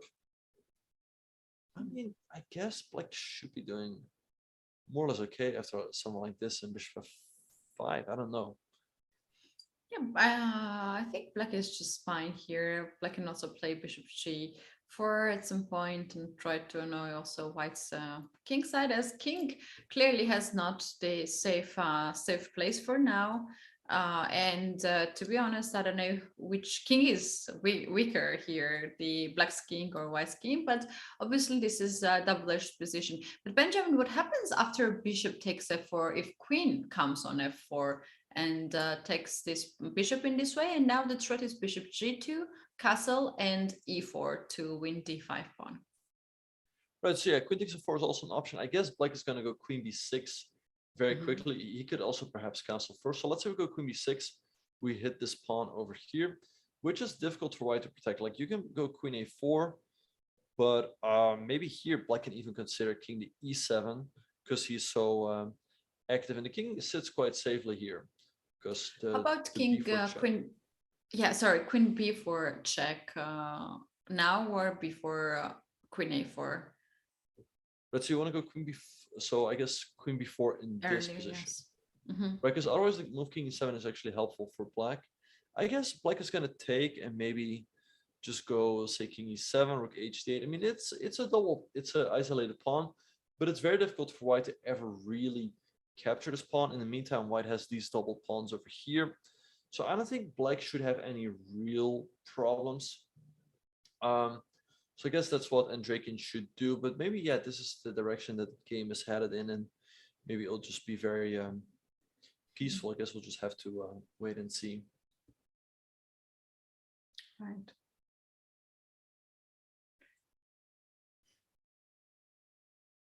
So what other moves could be played here? I mean, yeah, are there any other moves besides bishop takes f4? I mean, how about castle? You just take the pawn on d5, right? After castle. I guess we just take here, yeah. I mean, all of white's gonna take. They give a check. But here maybe we just have queen d2. Right, and yeah. So I guess white is trying to take the pawn. So I guess castles is not really an option. I think black should take on f4.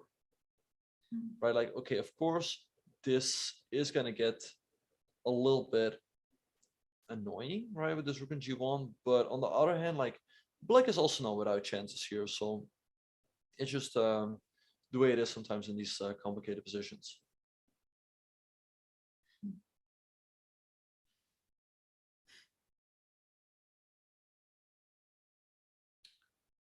Yeah, so rook to g1 has been played, and Andreikin now is considering the moves. Seems like d5 pawn is hanging, and bishop f4 might be the move. How about bishop to c5 to threaten the queen? Is that any help for black? Right, so bishop c5 is an option, but then it feels like a bit of a pity, right? To go bishop d6, rook c8, and then bishop c5. Because I guess if we go here, white might just step back, and still this pawn is going to be extremely weak. Like now, this bishop takes a4 trade is out of the question. Well, I can just add another attacker, and I feel like this pawn should drop off in the next couple of moves. So, yeah, let's see what Andreikin is going to do, but I guess he should take the knight over here. Yeah. Queen a5 has been played. That's very interesting move. This pins the knight on c3 and still holds the position and keeps the dark square bishop on the board. That's a queen a5, also a logical move. But let's say white takes now, recapture, and let's say white goes bishop h3 here. Like, how do we defend this? Like, maybe what he wants to do is go rook c4, hit the queen. The queen steps back, and maybe here, but there's always this. So I don't think that's what you want to do. So then the question is, what does he want to do after bishop h3? Because I don't really see a convenient way of protecting the pawn on e6, to be honest. Yeah, the moves like bishop a3 will not be working, as this queen a5 creates a threat of bishop a3, as then b takes a3, the c3 knight will be hanging. But after bishop a3, black will lose a piece when rook gets back on a1 and pins the queen and the bishop on this file. So maybe this is not working. Yeah, well, actually, bishop takes a3 is quite an interesting move here, because as you mentioned, if white takes, we take here, and we're in great shape. And if white goes rook a1 in the current position, like, indeed, if white is already castled, then rook a1 just wins on the spot. But here after rook a1, black is very nice tactic with bishop takes b2, takes, and bishop takes c3, and black should be nice. Winning in the endgame. But it appears that white has this move queen e5 to hit this. And somehow this works out for white. I don't know why. Like, let's say castles, you just castle. But how about bishop b2 instead of castle? Queen takes c6, and you drop the rook. Yeah. Right. Lose rook with a check. So I guess you kind of have to castle. White's gonna castle. We take here. But I guess here white is fine after taking, king over, and knight takes d5. And I don't know, the position is still a little bit annoying for black. Like, you think, like, okay, we have opposite color bishops, but let's say something like this happens. The rook can come to d7, hit this. There's ideas of bishop f5, queen g6, and all of a sudden this king will feel very weak. So, but yeah, this line is definitely a bit. I mean, the move queen e5 is so difficult to find, I guess. It is difficult to find from long perspective, but when the position approaches, it's the only move here, and when you have only moves, it turns to be easier to find, right? Rather than you have a lot of options. It's just very hard to find the correct one. But the thing is that they have to see this move queen a5, queen e5, when black played queen a5, right? At this point. Right, yeah, so after queen a5, if Richard takes on e6 and goes bishop h3, he has to see the move queen e5. So let's have a look, right? So let's say takes. And here, let's say we take here, queen e5. Can we go here? Oh, got you too. Yeah. Oh, yeah. Sag, both commentators. Right. Yeah, so yeah, like bishop e6. Now the threat is the discovered check. And you cannot even castle because this g8 square is controlled by the bishop. So if you play bishop b2 here, white's gonna have some unpleasant checks. So let's say we take here, right? So white is gonna take here, I guess. We have to move the king over to f8. And then what happens, because this is still hanging. I mean, you can give another check, but let's say I block. Let's say you castle, I take here. You can also take by the rook, maybe. Right, do the rook. Oh. Then maybe check. Right, check, you have to block the knight. Give a check. And queen e6. And if you have to step to the default, it feels like there should be something for white.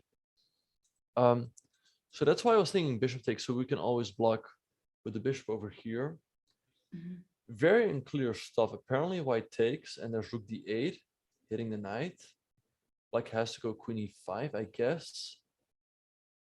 And apparently this is all just good for white, it seems. Like we move the queen and black is kind of pinned, but all very, very difficult to calculate. And he has to see all of this stuff if he takes and bishop h3, which just shows how difficult chess is. You know, like you think like, okay, we just take and bishop h3, but all of this will have to be calculated. So yeah. Yeah, calculated, and in the end, you always have to give an evaluation, right? If without the evaluation, you just don't go there. That's very important parts of the calculation to know who is better than in the end. So you just don't really go unless you know it's the safe path. So here, after knight takes the bishop, pawn takes the bishop, and bishop h3. Is there any other way Andreikin is hoping to guard the e6 pawn? Right, so he could guard the pawn with his king, right? So that's a king e7 or king f7. But then, of course, you always have your king over here. I mean, I guess it's not too bad for black. King is not, you know, too exposed.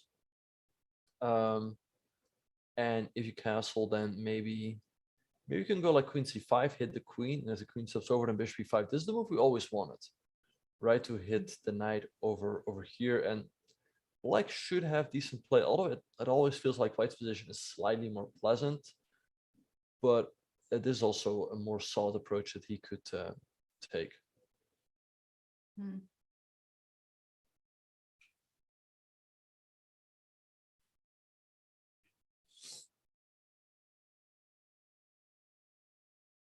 Right. Now Richard is thinking, and Benjamin, for like moves like bishop g2, such moves which creates a threat on d5 and develops the king side, might fall for bishop a3 threats. So Richard has to be also very careful here. It's a quite dynamic position.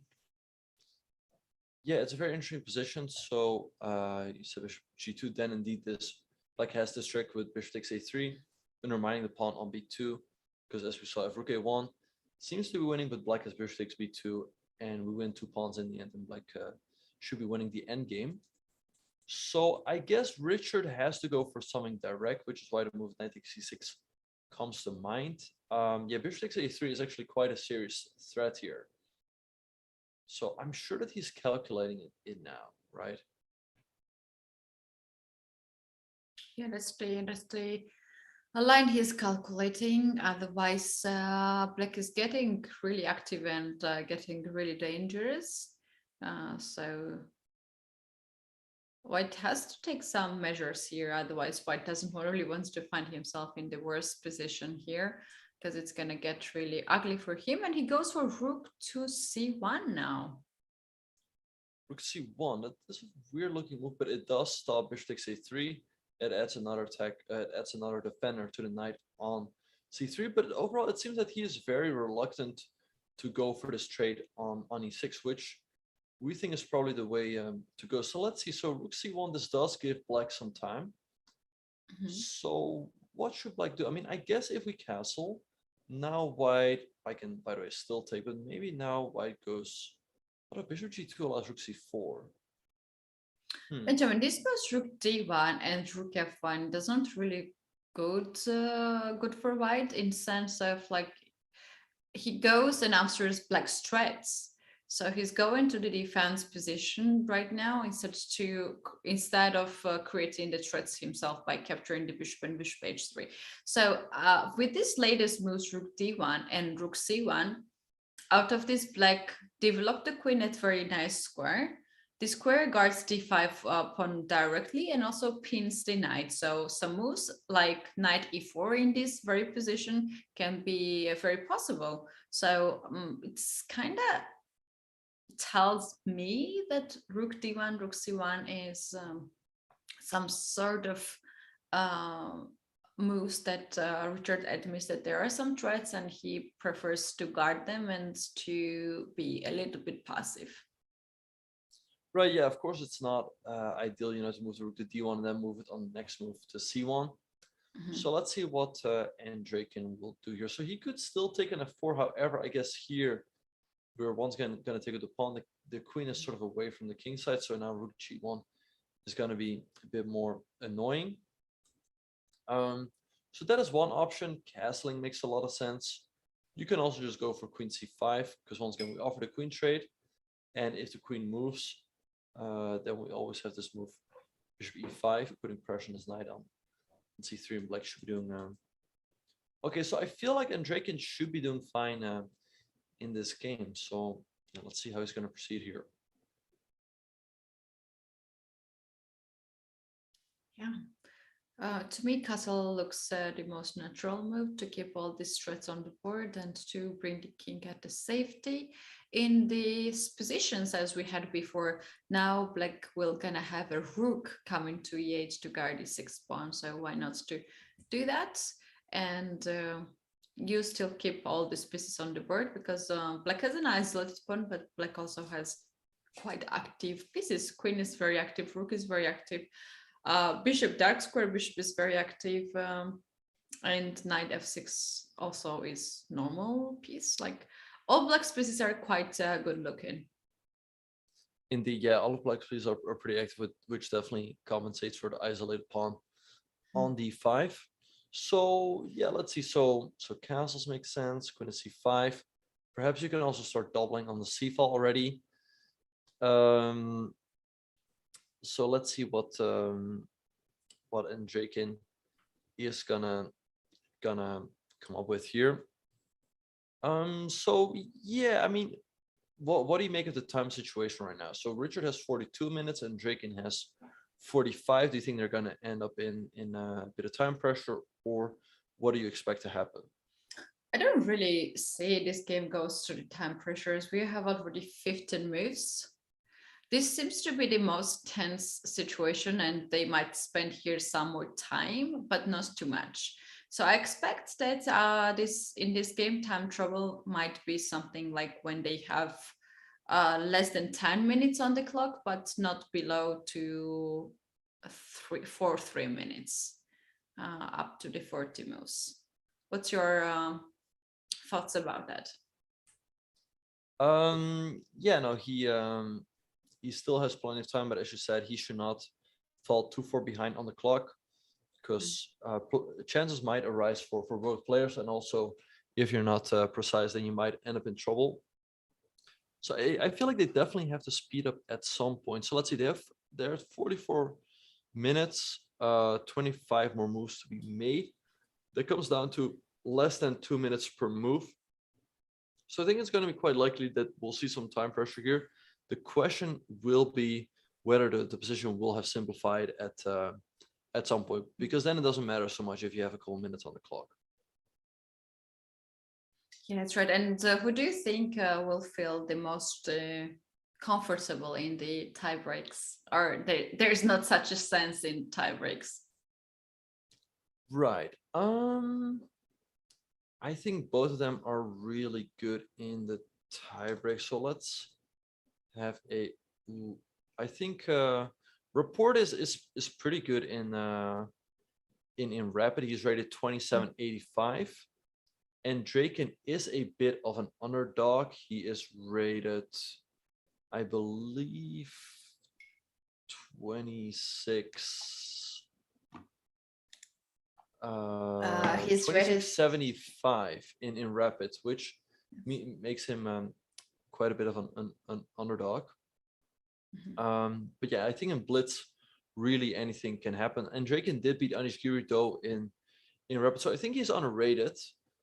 But yeah, I think the one is going to be extremely close. Yeah, that's interesting. Also, it's quite interesting to see Andreikin's personal profile. He is quite strong grandmaster and have been achieved the grandmaster title at the age of 17. And then in 2013, he had a really nice World Cup. We're talking a lot about that, how he was getting more and more wins due to the tie breaks.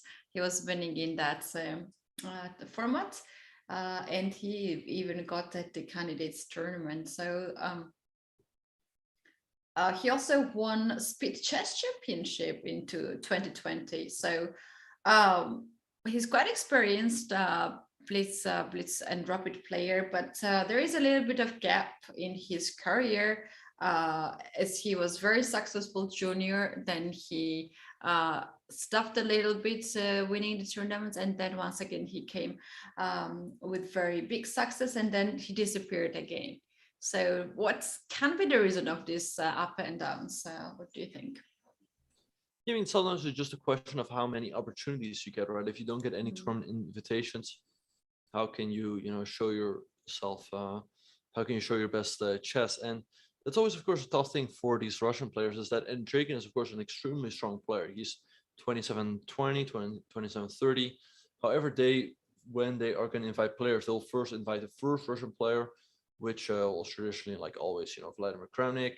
And there's like Jan Pomniachtchi, and because of that, then Grishuk, some of the other Grishuk, and then some of the others might get less opportunities. So that's always quite a challenge for them. Oh yeah, I agree with that. When you play in the country where there are a lot of super grandmasters, also a lot of super talents like Andrei Sipenko. He became such a star after beating Magnus Carlsen in the classical chess. Obviously, he was getting a lot of invitations, and this can be an issue for the players. However, Richard, on the other hand, he became the grandmaster at the age of 13 and 11 months, and he used to be one of the youngest grandmasters in the world at that period, and he's first ever Hungarian youngest grandmaster. Yeah, Richard is known as his creative chess style, and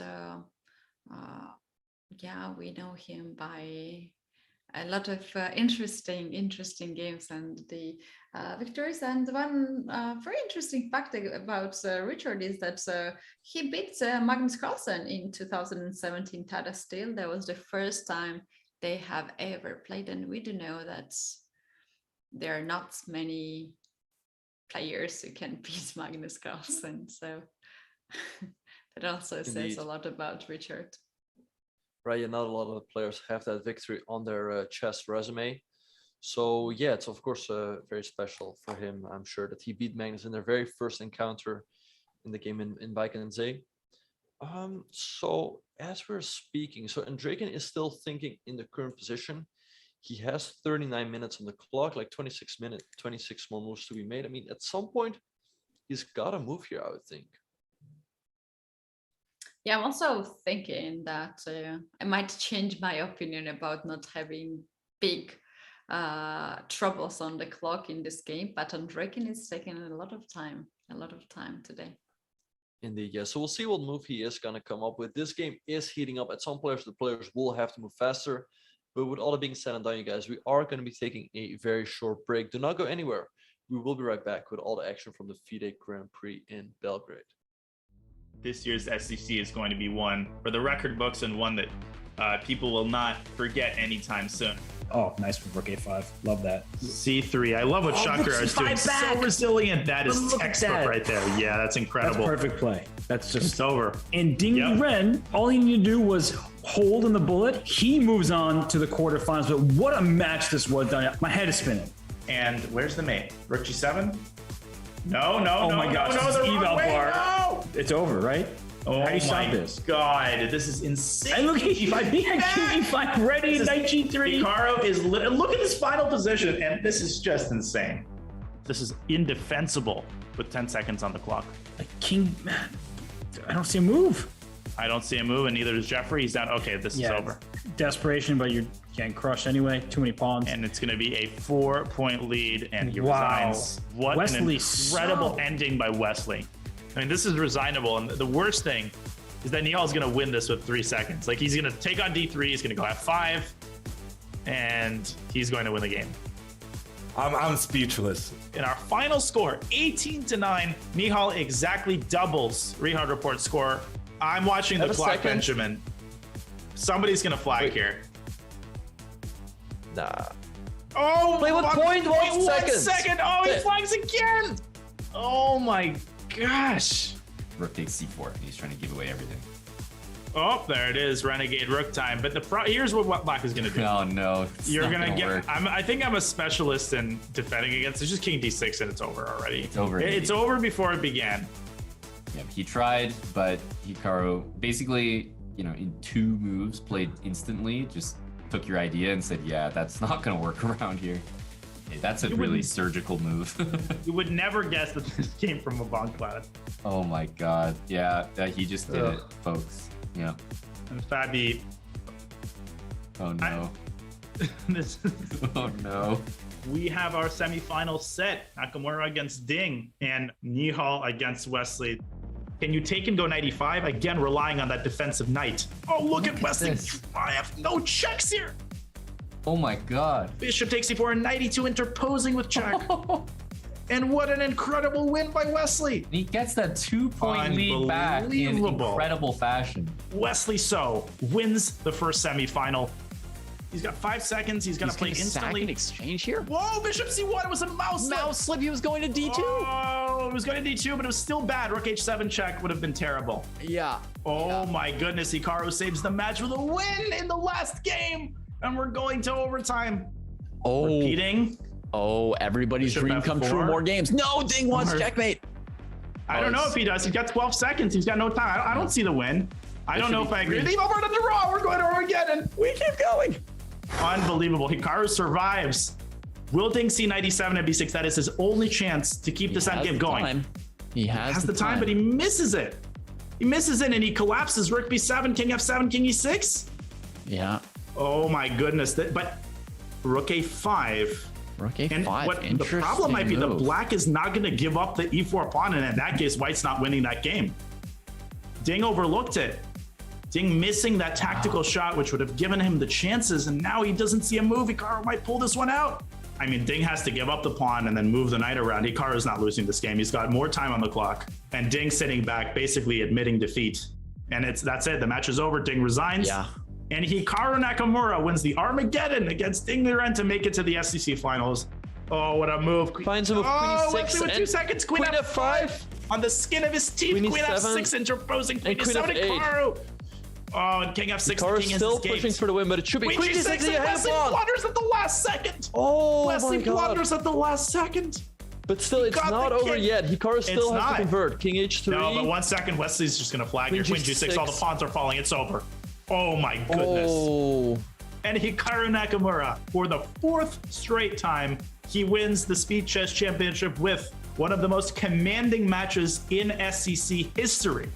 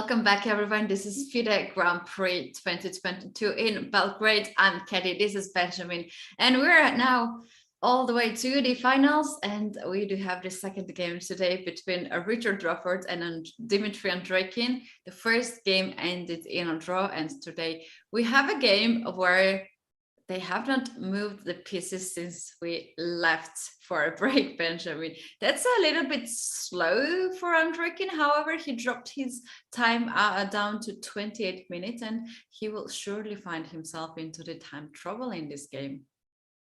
Yeah, and I think he definitely needs to move sometime soon, because 28 minutes is not a whole lot of time for 26 more moves to be made.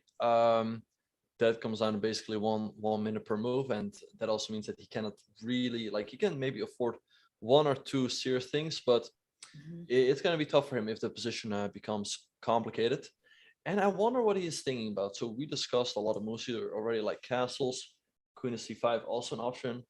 All of those look approximately fine, but yeah, I think he just has to move here, because the position looks completely fine to me, but if he gets down on time, that can definitely become a big factor.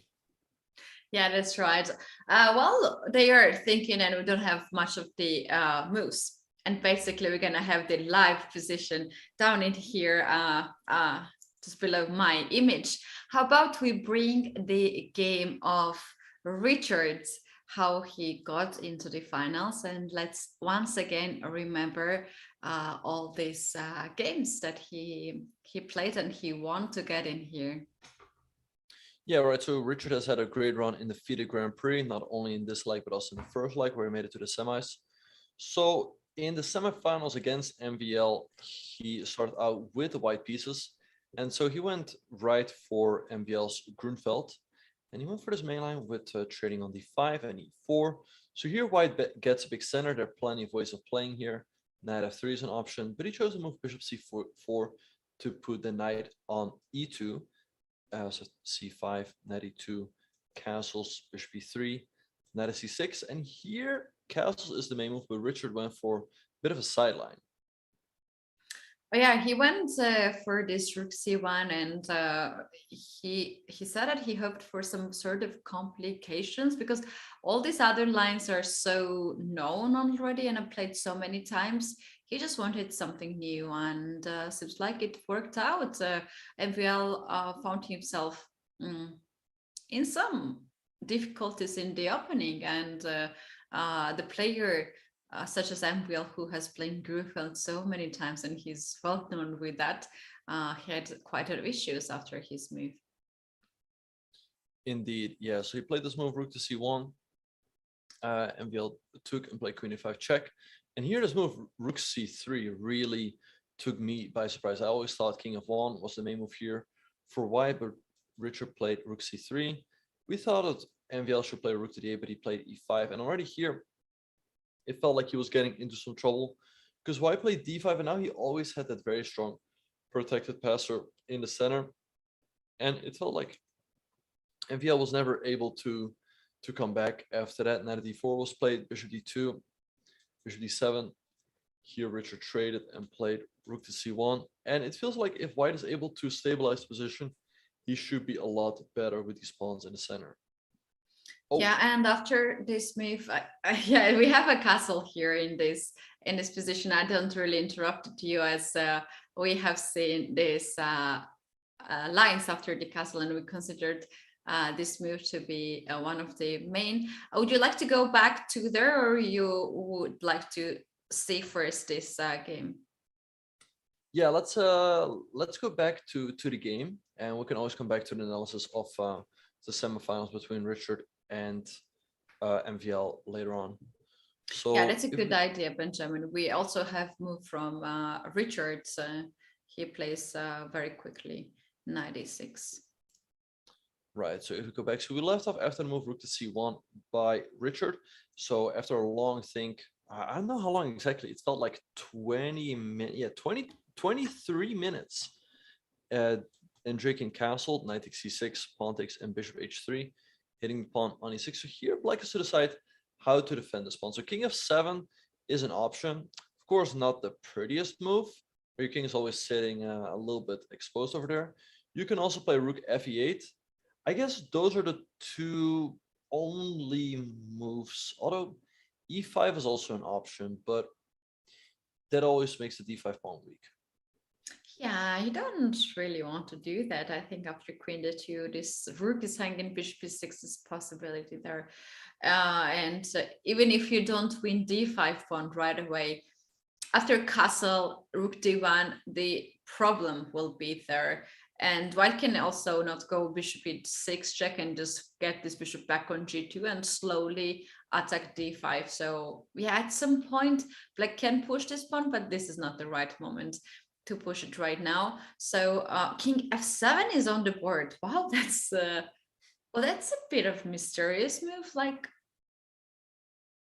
well, yeah, it's quite a surprising move also to my eyes. I guess he wants to be able to put both rooks on the c file. Like, let's say white castles, we play rook to c4, hit the queen, and then our other rook can move over. And it's not easy for white to add another attacker to this pawn on e6. But of course, as we discussed, it always feels a bit risky putting your king here.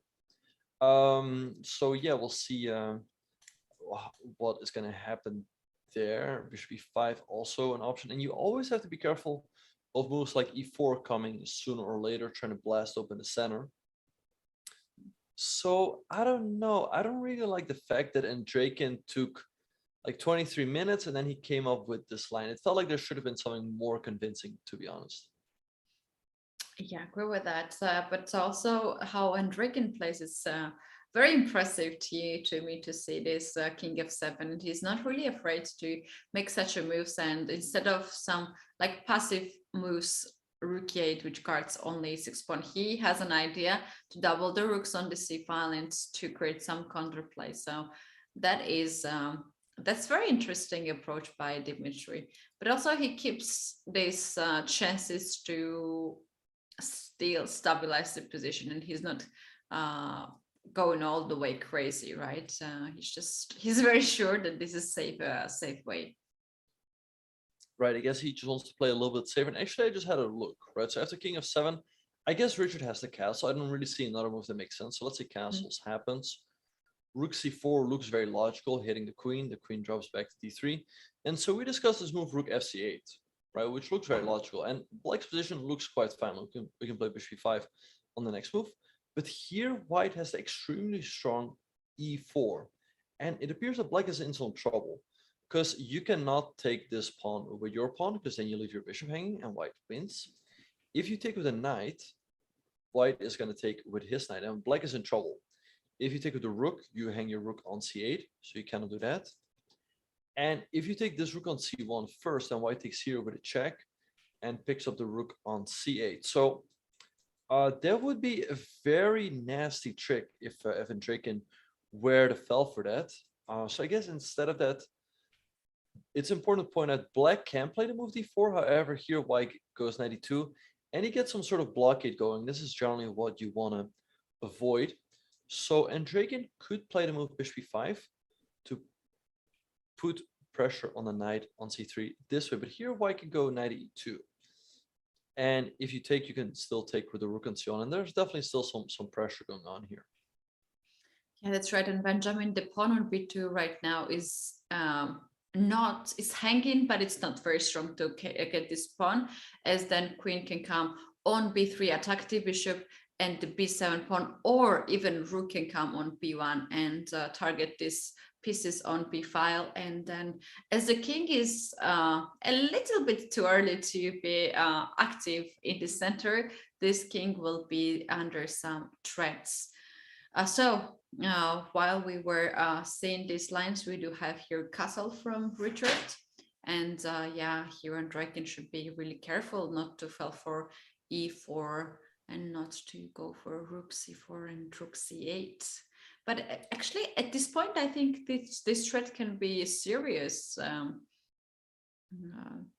for white, and white can try to go for it even next moves, such as like rook to d1, queen d3, and then try to push e4. Right, yeah, that's why I think rook c4 has got to be played by Andreikin. and then probably bishop e5 to try to make sure that white cannot go e4. Because if you go here, we're just in time to take here, get rid of the knight, and if white takes here, I guess we take with the queen maybe, which looks pretty solid. So I guess white should play knight e2, and the position is risky. Like, you cannot take this pawn over here, as we mentioned, and you always have to be extremely careful that this knight doesn't jump to f4 or d4, because then the pawn on e6 will be difficult to defend. So I guess black plays rook fc8. Let's say white trades, we take, and it feels like black should be doing all right here, and rook c4 has just been played on board. Yeah, today we have a lot of small errors on the on the board, and at the beginning rook was on c7, and then now we already have this rook on c4. So once again, if queen comes on d3 and the rook goes on c8, this will just walks into the white strap e4, and white will be very happy to be able to open up the center. So instead of all of this, we expect Andreikin to play bishop to e5, activate the bishop, target the knight on c3, and avoid also e4 move. Right, yeah, bishop e5 seems to be the right move. Yeah, I think if he falls into the trap with e4, he might very easily lose the game, because he's down to 22 minutes, and the position just seems very, very tough here for black. So Andreikin should really try to avoid that. So indeed, bishop e5 seems to be the move. So let's have a look, right? So we go bishop e5. I guess white goes knight e2. Now, as we discussed, taking this pawn here is not a good idea. So I guess we have to bring in the rook. Moving the rook doesn't look too promising for white, I would think. So I guess white takes. We take with the rook, and here white can try to move f4, hitting the bishop, because if the bishop moves back, let's say here, then white goes knight d4, and you're going to lose the pawn on e6, and your position is kind of collapsing. So you're pretty much forced to take this pawn on a3. So white can throw in rook b1 anyway, but I guess black should be fine here one way or another. Maybe we take with the queen. I guess white takes, check, and it's always a bit annoying because like knight d4 is coming in, and white has a lot of activity. So there's definitely still a lot of play left in this position. Yeah, I agree. However, black might also feel a little bit relieved here, as black can give some pawns up, but also start to activate the pieces like knight e4, rook c2, bishop c5. And you never know what's going to happen, because we do have the opposite color bishop, and both sides can have equal chances to be very tricky into this endgame. So yeah, that's also, we might go very close to the draw here. If none of the side has any precise plan, it can end just in a draw if you have so much pieces of the traded. But Benjamin, I would consider, instead of queen trade, how about to keep the queen on the board, and instead of rook b1 to play queen b3 in this position, and starts to attack the pawn on b7 and the bishop. How that can work? Yeah, so queen b3 also an interesting option. I guess black can maybe, so let's say we take, right? Because if you take, I have rook c7 to block. The question is like maybe knight at d4 to hit this pawn on e6 this way still looks quite sharp. And as we speak, I'm a little bit surprised that Richard is thinking, because after rook c4, queen d3 looks like the only move, right? There is one fancy looking move, queen h7 there in this position, with straightforward attacks to pawn on b7. Maybe he's considering that one. That's a very good point. You didn't think of that. So let's have a look. So queen a7 is a move hitting this pawn on b7, but I guess it's rather risky, right? Because your queen is kind of shut out from the game, and maybe black can try to trap it somehow, right? Like maybe here, followed by bishop c5. Yeah, that's risky. That's too risky for white, indeed. Right. So I mean, the queen, I guess it can go to d3 or d1, d2 is a move, but then you're kind of pinned, so you don't really want to do that. So yeah, I'm slightly surprised because to me, queen d3 looks like the most natural, looks like a very natural move. Yeah. Yeah, they both equally taking some time, and I can see queen went on d3. What do you think why they are taking us so much of time? Maybe it's because that they don't want to blunder something, because it is quite tactical position still, and they are just very careful. Right, or maybe he thought about what black was going to do after queen in d3. But as we speak, bishop e5 has already been played on the board. That seems to be the best move. So now I guess knight e2 from Richard looks quite natural, and there's still some chances left in the position, even though the position is a little bit simplified. They have opposite color bishops. So let's have a look, right? So we said knight e2, rook to c8. Let's say we take, so black can take with the d pawn, but I don't know. I kind of feel like black structure is a little bit split here, and I would rather just keep the c file here with the rook. So we said this move f4, right? And here things really start to get sharp. So black can take, rook b1. So we can take with the queen. We could also, but there's also a funny move, knight e4. Because if you take the bishop, then black goes queen e1, and white gets pretty much checked. It's checkmate. Exactly. Queen king up. f2. Check, king back. And there's knight g1. We do have a rook c1 somewhere to take b2 rook. Oh, and then you hit the knight and knight f2. Oh, that's very nice. Yeah. Yeah, that's a very out. nice trick.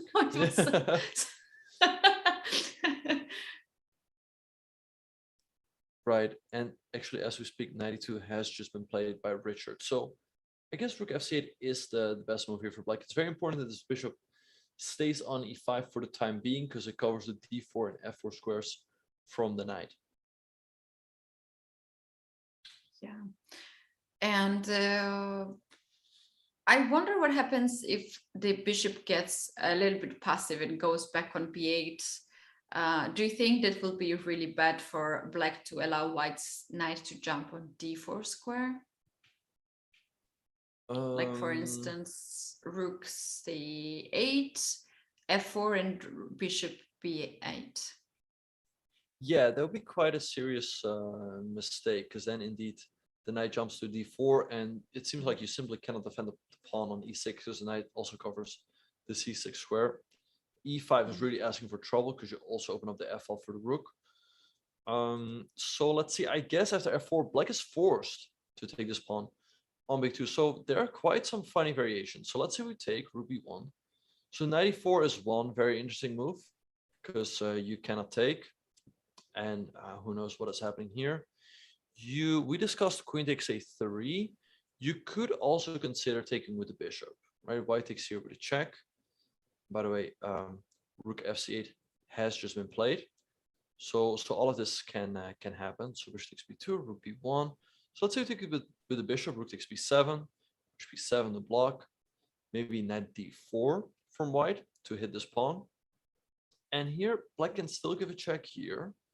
You go king up. Benjamin, there was such a beautiful thread. If not a check, if black just passes a move, white has queen c4 and rook e7 trap here. And you know, right. if you just make here any random move, h5 or something, you take the rook on c4. If you don't take the queen back, if you give a check, then queen f1 comes to cover the king. And when you take this rook, then rook takes e7, wins the material.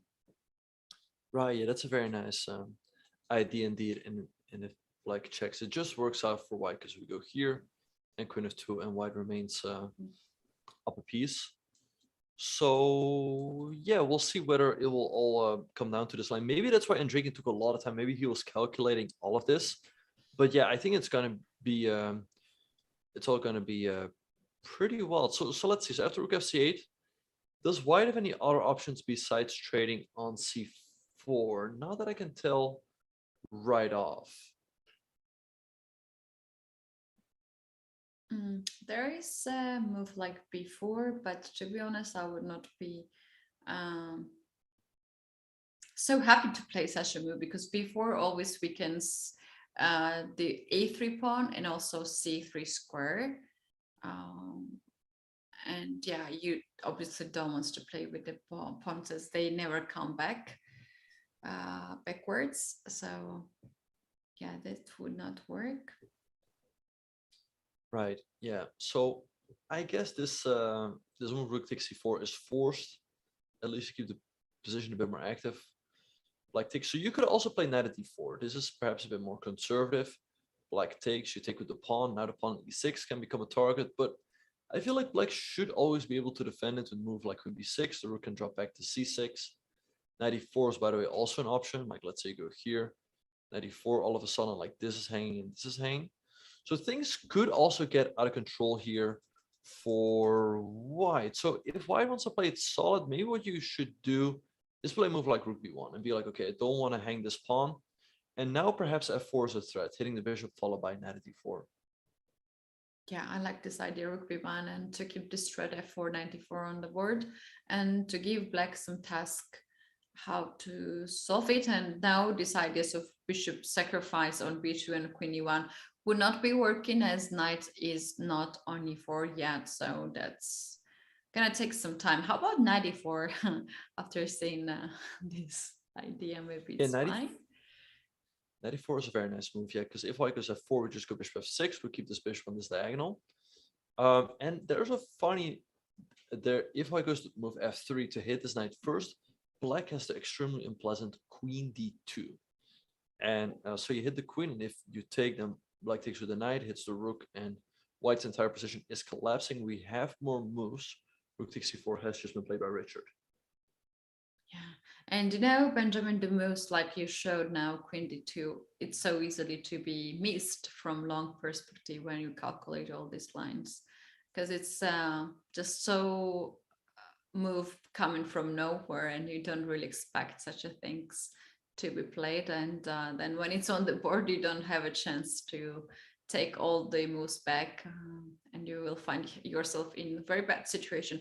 Here in this situation, I was thinking, like, what happens after d takes c4, queen goes somewhere on c2, and then c3 to try to get trade some more pieces and open up the file. But I think now white can have f4, attack the bishop, and then knight will capture the c3 pawn. Yeah, no, that looks like a nice idea. I think f4, as you mentioned, pretty much refutes that variation, because you cannot throw in this move because you hang the rook and everything collapses. So pawn takes c4 is an option. Queen is c2. I guess c3 is a bit much, but maybe what black can do is play someone like queen. And it actually, as we speak, rook takes c4 has just appeared on the board. So let's see. So Richard can play f4. After this, the game will get extremely complicated. I guess after rook b1, knight e4, black should be doing all right. So let's have a look, right? So we said f4. Let's say black takes. Let's say rook b1, we take. Let's say you take an e7. Bishop e7 seems forced. You cannot block with the rook because white takes, and at the end of it all, your bishop is hanging. So you have to go bishop e7 and now knight d4, right? Hitting this pawn over here. Black has a check. You go king up. Black can give another check. Now, if you go queen e2, then black just trades, and this should just be equal, right? Black has time to defend this pawn. Let's say rook c6 and rook d6. So what you could do is the move king f3. And you still hit this pawn over here, which looks very difficult to protect. Oh, wow. And you know, this rook, the pawn on e6 is hanging, and then black's king will have some troubles to go, because there will be also rook b coming next move, and king g6 is impossible as queen takes the squares. This can get really, really ugly for black indeed. Yeah, that's interesting line. Yeah, it looks extremely wild. Yeah.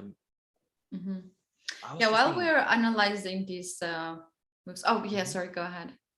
Oh, no, yeah. What were you gonna say?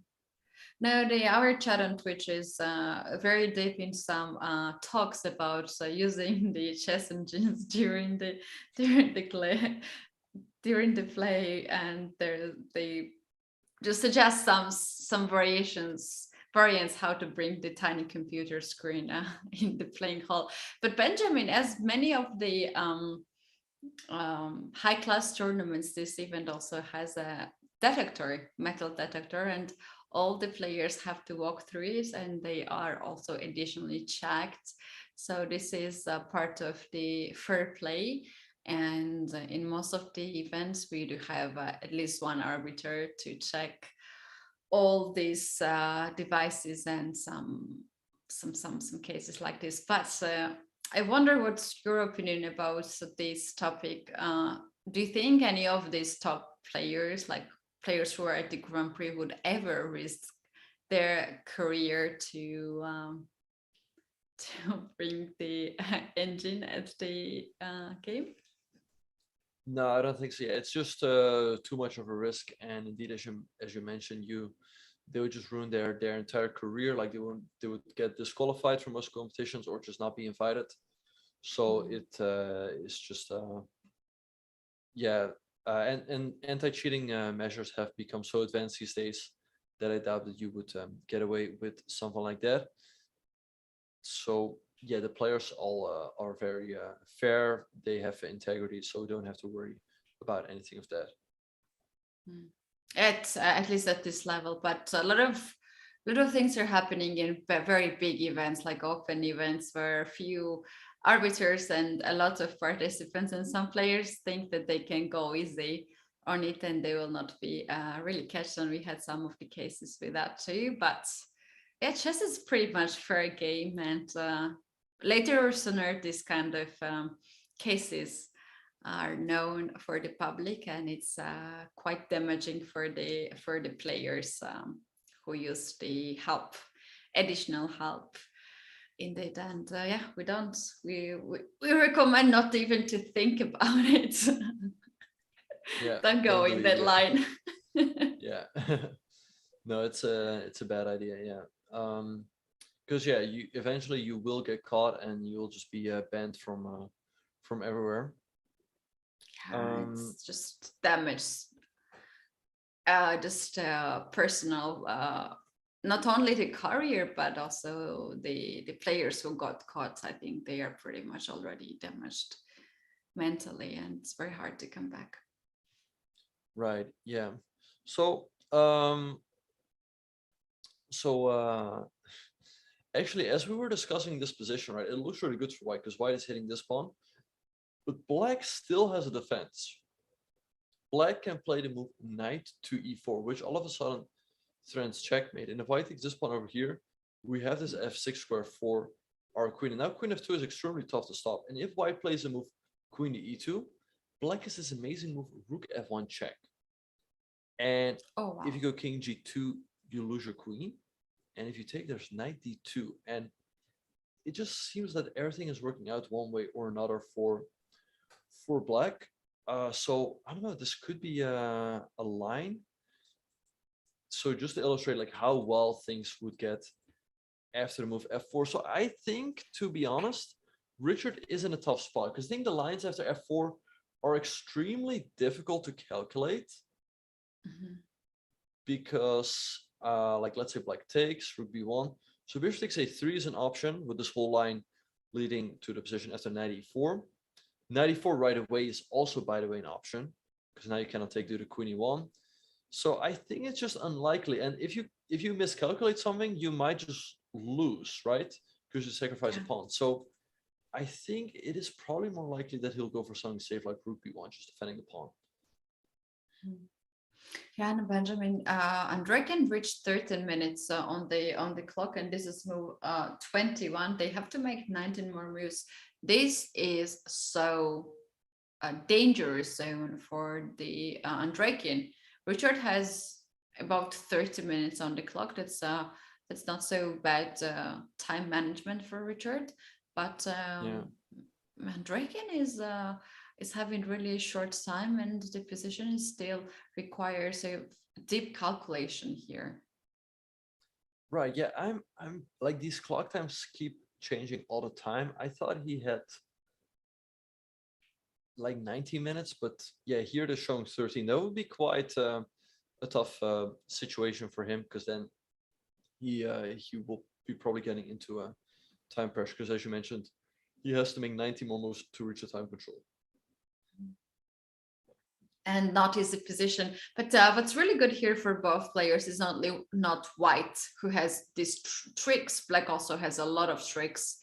And if both players calculates well, and then the bar says, evil bar says it's equal, which is so hard to imagine this position can be equal or can be draw in the end. Right, so let's have a look. So we said f4 is an option, but I guess all of that is gonna become pretty wild. So that is one move. I guess rook b1 is a move, and knight d4. Does white have any? Actually, what happens if white plays b3? Right. Oh, then black is queen takes c3. And if you take the rook, you leave your queen hanging. So yeah, the position is extremely tricky, and not without risk for white, I don't think. True. Is there a move, something like queen b3 maybe? You attack the pawn on b7 and guard the pawn on b2? Okay, in the current position. Right, yeah, sorry, I misclicked. So queen b3 is an option. I guess black should be doing fine after someone like b5. You strengthen your position a little bit, the queen can always come to d2. And black shouldn't really have and how about f4, knight d4? It's a good question, yeah. Yep, I forgot about that. Maybe black should play queen b5 then instead, because I feel like black should be doing pretty fine in the endgame. Black's extremely active, and you still have pressure towards his pawn on b2. True. Yeah, and if the queens are off the board, then it's going to be a very bad position for white, Benjamin, because b2 pawn is hanging.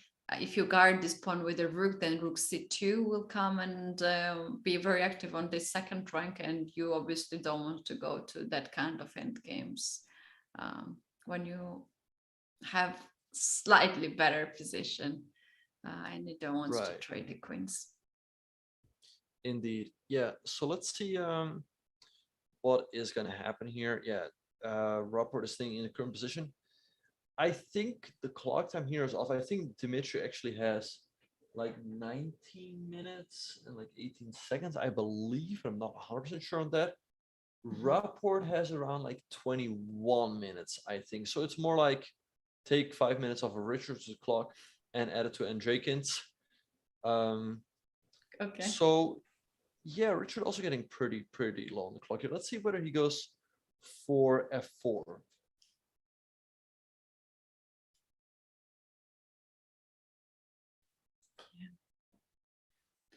F4 is quite straightforward move. Do you think f4 is the only move here to keep all these threats on the board?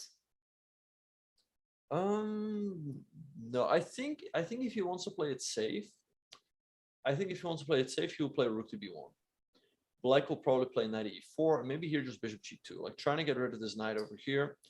That looks like the more solid way of going, and I think that's more likely, because it's quite nerve-wracking to play a move like f4. It's not clear at all. Like all the variations we looked at all look very unclear. They can also go in the wrong direction for white. So I think something like this is more likely, to be honest.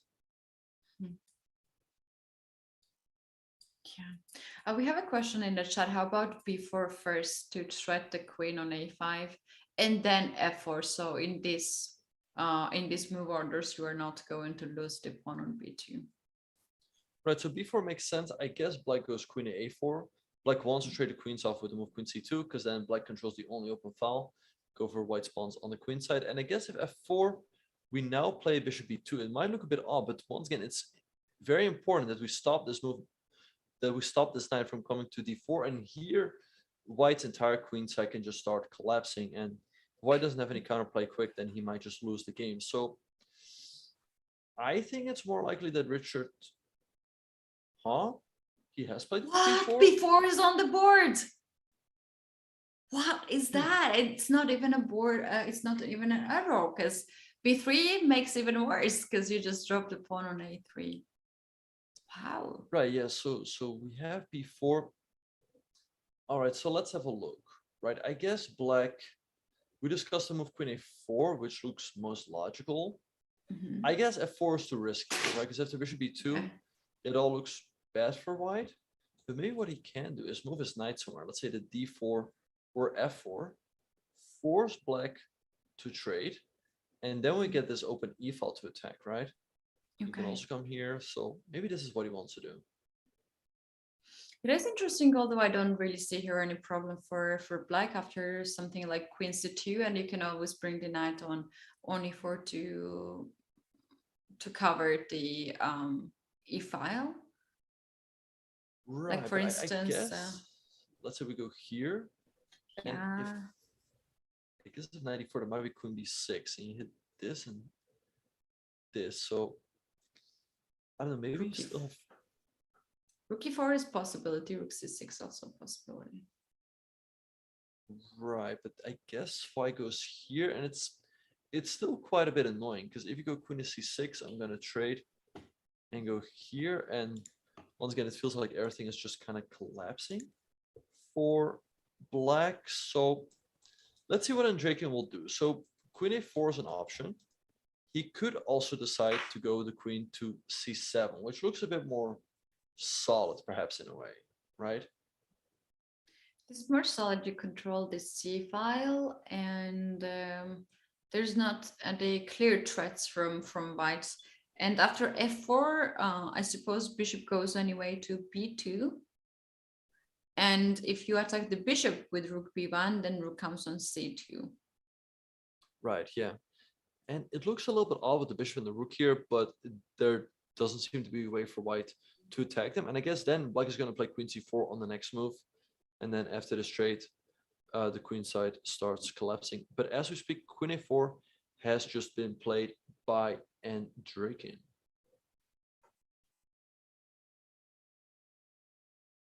Right, so what exactly is the clock situation? So Dmitry has, I think they're both just under 20 minutes.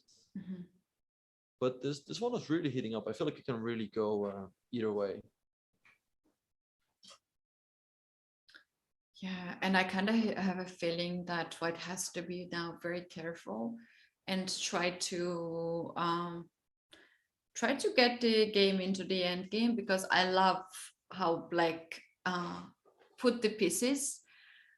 They are very active. Rook is on the open file, bishop is on this diagonal, knight is ready to jump on e4, queen a4 also creates a threat on a3. There is a possibility to get this queen on c2, and white pieces are okay, not so active. White piece still needs to be better developed, and I think it's time for Richard to make moves like knight f4 and trade one pair of pieces. Right.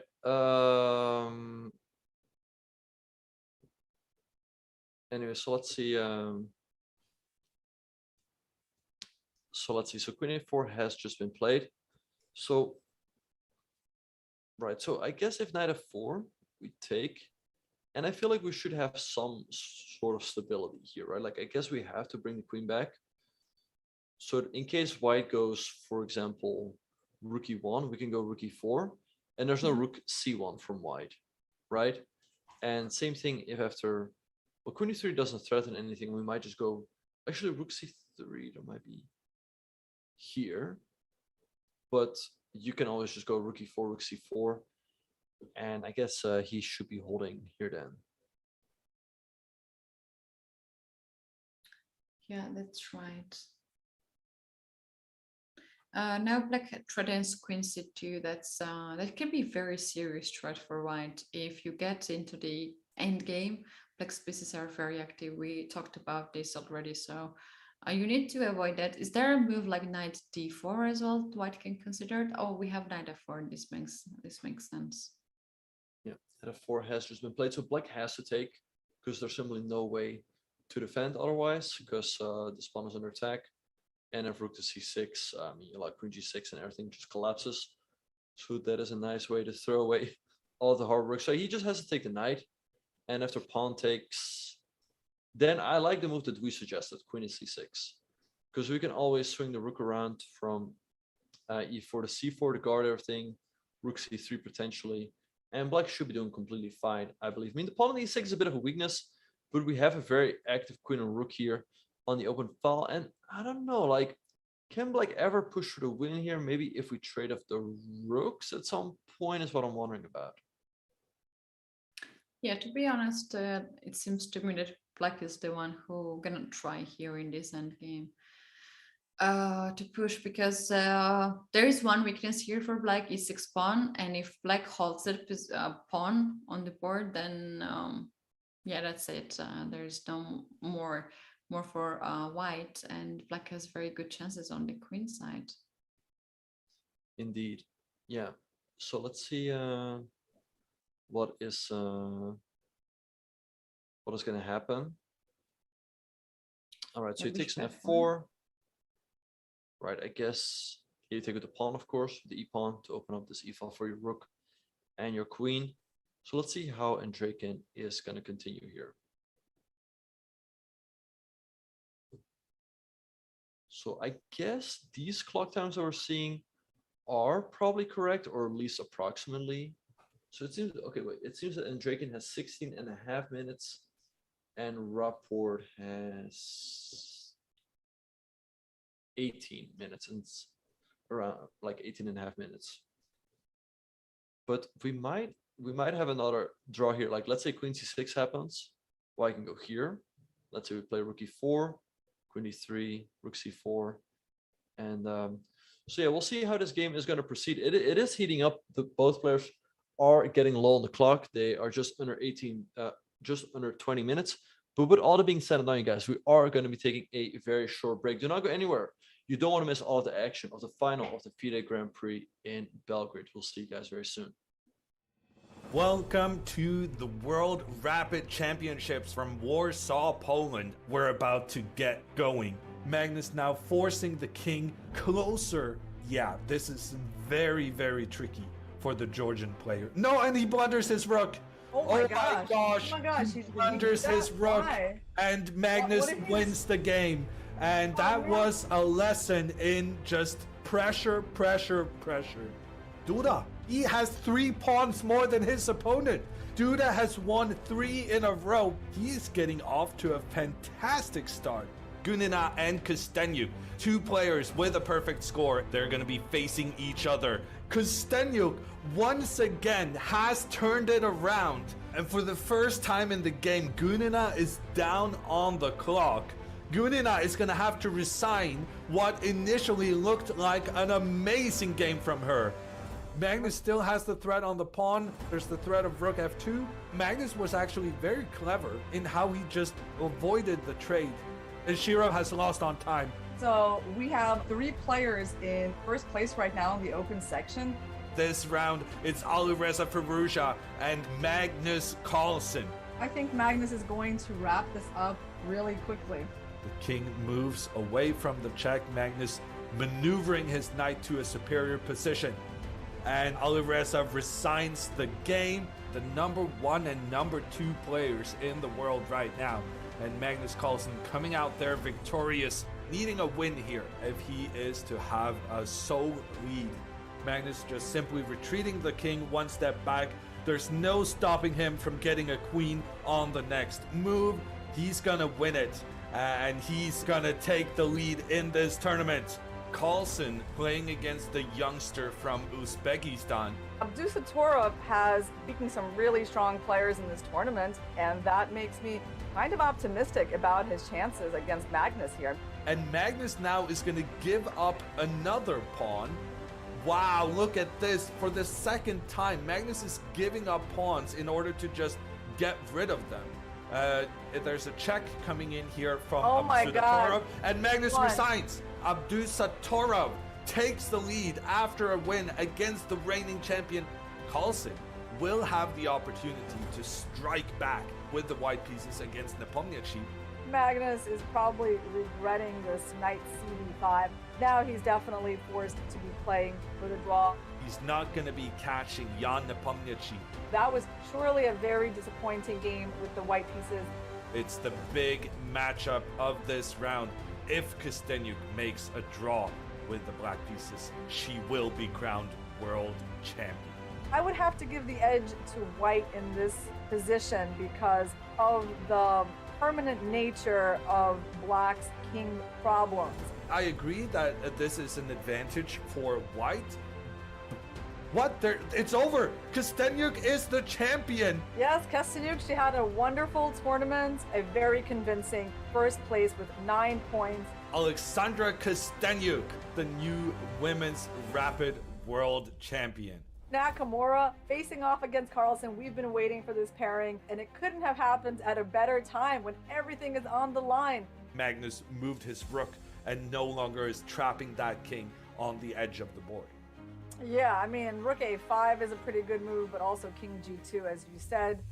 And Magnus gives it up. It's a draw, and the rules of the event stipulate that only the 2 players with the best tiebreak score will be allowed to play the playoff. Third place, then the bronze medal for Carlsen. It is Abdusaturov getting ready for the game. He will be facing Jan Nepomniachtchi of Russia. And Black's king doesn't manage to get back to defend the pawn. So Jan Nepomniachtchi is steering this game towards a draw. And that means Norderbeck is going to have the match ball with the white pieces in the next one. Nepomniachtchi getting rid of that last black pawn. Norderbeck getting rid of the white pawns. The guys shake hands. The white king is trying to run away from the checks. The rook just keeps checking in on that white king. Can the king get away? Both players are down to just 10 seconds on the clock. The king is finding shelter on the side of the board. Now he's returning to that checkmating idea that Irina identified earlier on. And now here comes the new queen. Yes, the new queen comes in, and then he's going in for the checkmate. Nepomniachtchi will have to, and he resigns. Norderbeck Abdusaturov is the new rapid world champion. Wow, this is an amazing turn of events. I mean, what a special moment that we're witnessing. The world rapid champion, Norderbeck Abdusaturov. That is going to be a name to remember for the future. Only 17 years old and already a world champion.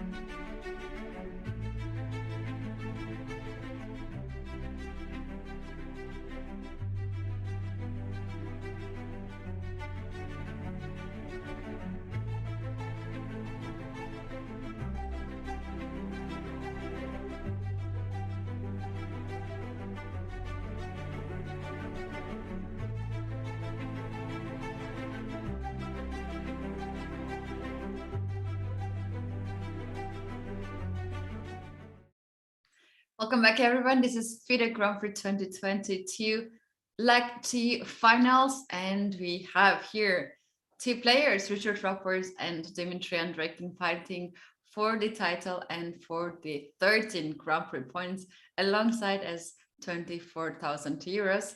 And Benjamin, do we have any updates? Do we have any moves here?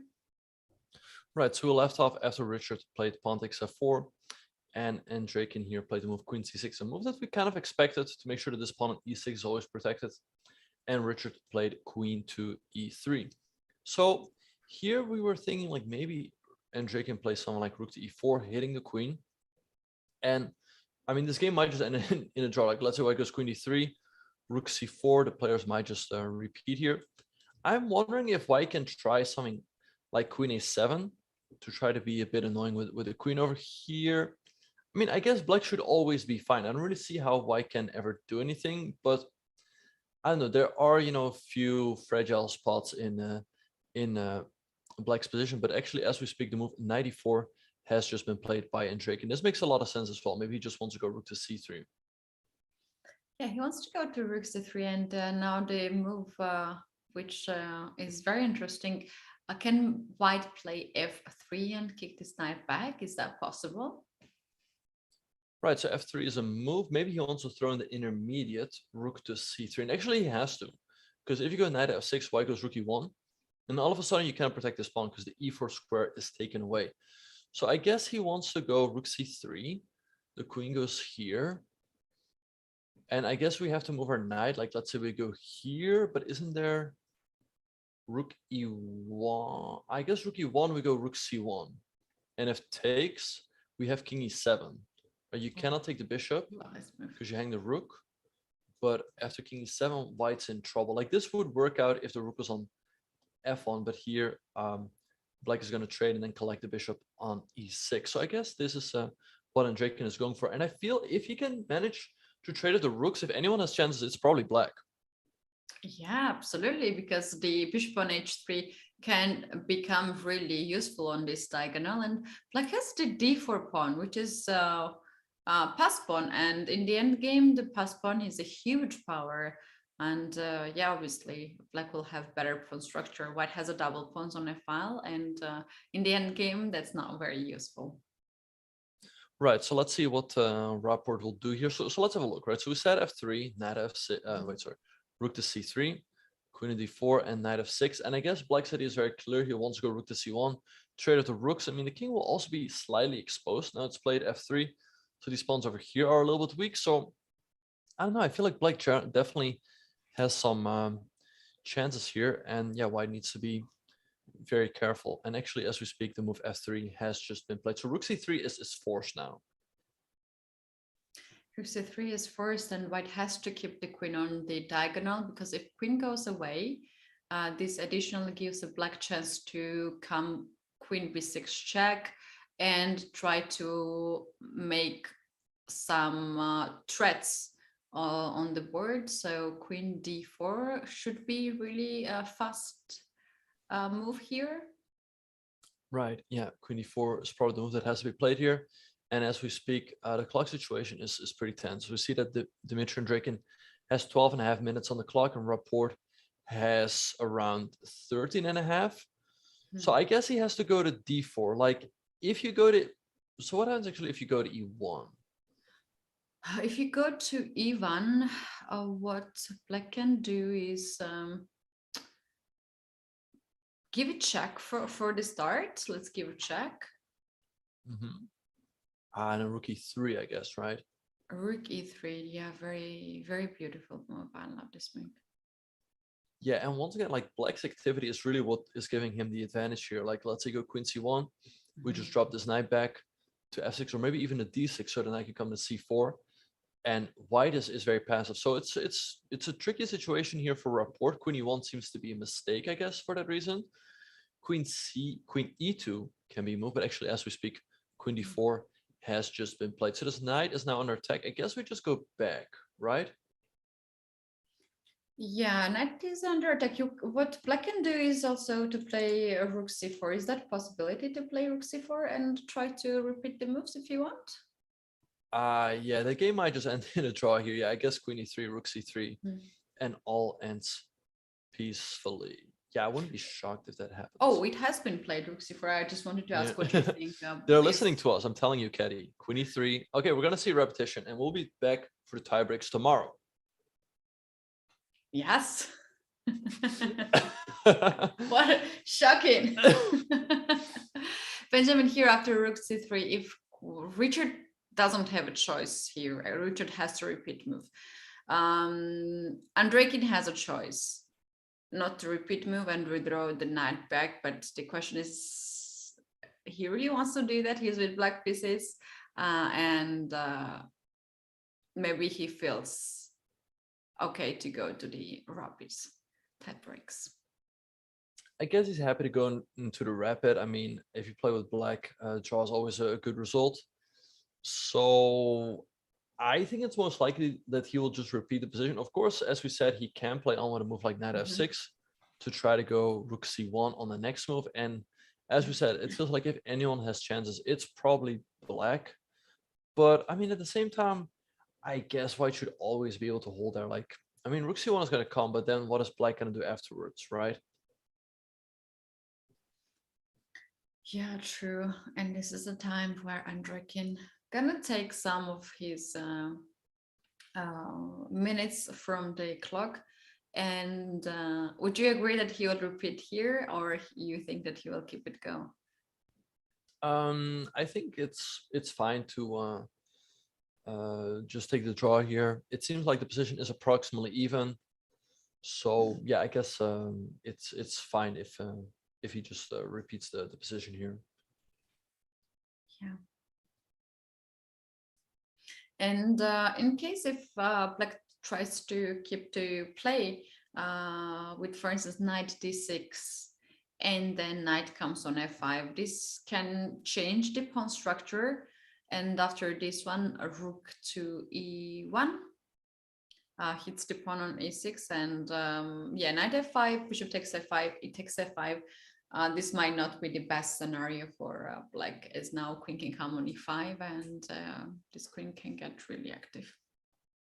Yeah, this is not the transition in pawn structure black should really want, because it feels like it should be in white's favor. The king on f7 now is pretty unsafe.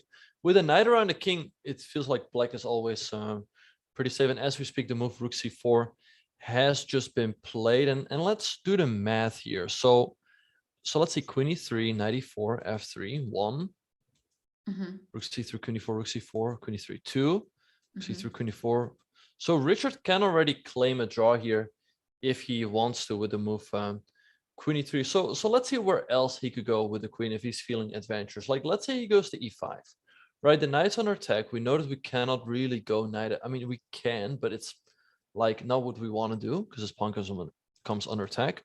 But black has the option of going knight at d2, which is why Richard plays queen e3. So now the rook is under attack, and also this pawn is very often under attack. Can you play rook f2 or...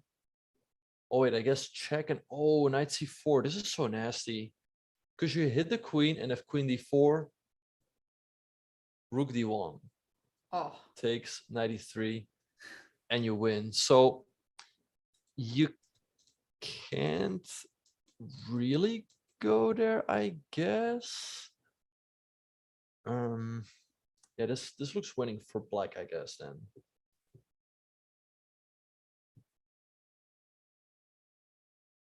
So I think we'll just see a repetition, to be honest. Yeah, and you can play rook d1 to attack the knight, as the f3 pawn is no longer will be guarded, and while white will lose a queen after knight f3. So rook f2 seems to be the only move. And yeah, that's not the white's scenario here to end the Grand Prix in this way, for sure. So in the current situation, if Richard plays queen e3, that's 3 times repetition, and he can claim already a draw. Right, yeah.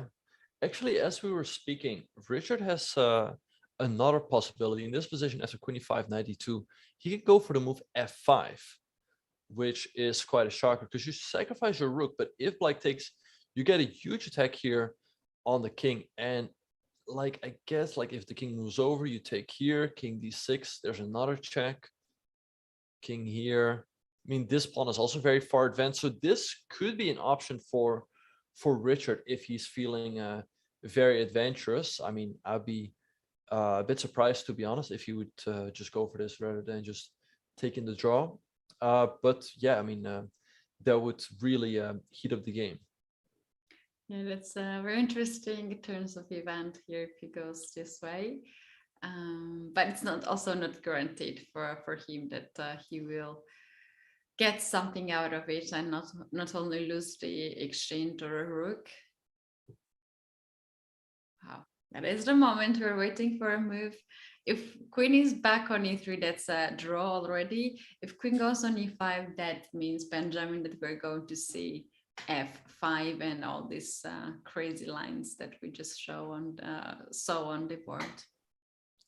Right, yeah, because if the queen goes to e5, knight at d2 is practically forced. As we said, knight f6 is kind of passive. So let's have a look, right? So let's say knight at d2, f5. There's also queen b6 check thrown in this move. Now you cannot play rook to d2 because your rook is pinned and you allow knight takes f3 check and you win the queen. The rook cannot take because that puts the king in check. So you have to move the king somewhere. And I guess here, because if you take here, I'm going to take, and I always have knight e3. So I guess you go here. We take, white takes, and now where does the king go? Like, I always have possibilities of doing this. Like, let's say go to g8 and you go e7. I might have knight takes g3. You take, and then rook c1 is all of a sudden checkmate. So the position is extremely complicated. Like, I guess if you go here, I give it check, you take check. And if you go here, I mean, I can go queen g5, trade, and go rook e2, and like it's just in time, or king of 7. Right, yeah, that's even better. So I think it'd be quite insane for Richard to go for that, but we'll see. If the rook c4, he could also go here, maybe to b2. It's good. Knight f6 is a bit sad, but maybe just rook c2 from black, but maybe you have this move. I don't know, like, right, and now I give it check. But I guess also here, if anyone is better, it's probably black, because this rook on the second rank is pretty active. e3 might come into the position threatening checkmate all of a sudden. So I feel like if Richard will do that, he's really taking quite some risks. Also, because now he's getting behind on the clock. So I think, especially given the time situation, he is probably just going to take the draw here.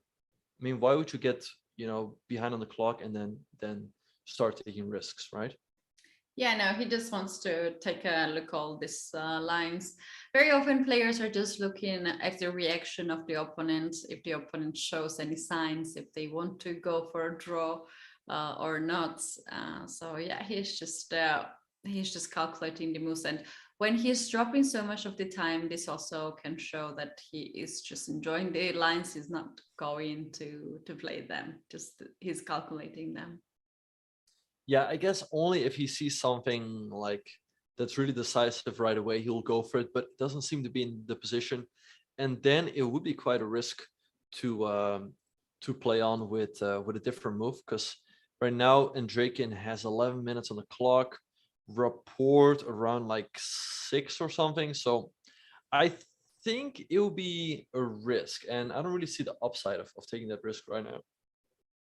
Yeah, that's unnecessary risk, and at this point, I'm sure Richard is very much aware of that. He will not really risk too much.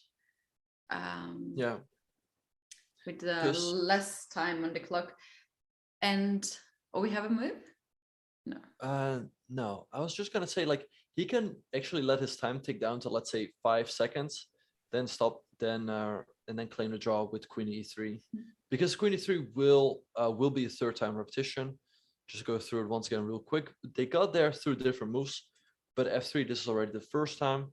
Rook c3, queen d4, rook c4, queen e3, this is the second time.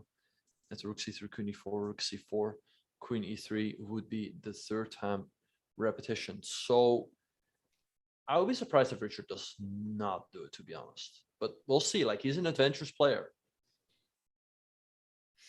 Yeah, I want to see that as well, to be honest. I want to see what can happen after queen e5 and f5. Looks very interesting. But this might slip away the chance to see tie breaks tomorrow. So I don't know. What do you think? Is he going to play this one, queen e5? Nah, I don't think he's gonna go queen e5. I think we'll just see a draw. That's my guess. That's very interesting. Benjamin, I had an experience when my opponent offered me a draw in very complicated positions. We had all the pieces still on the board, and there was attack all over the board and a lot of tactics. I started to analyze the position more and more, and I was like, okay, it's too much. I don't really feel to play that complicated positions, and I agreed on a draw. And then my opponent become very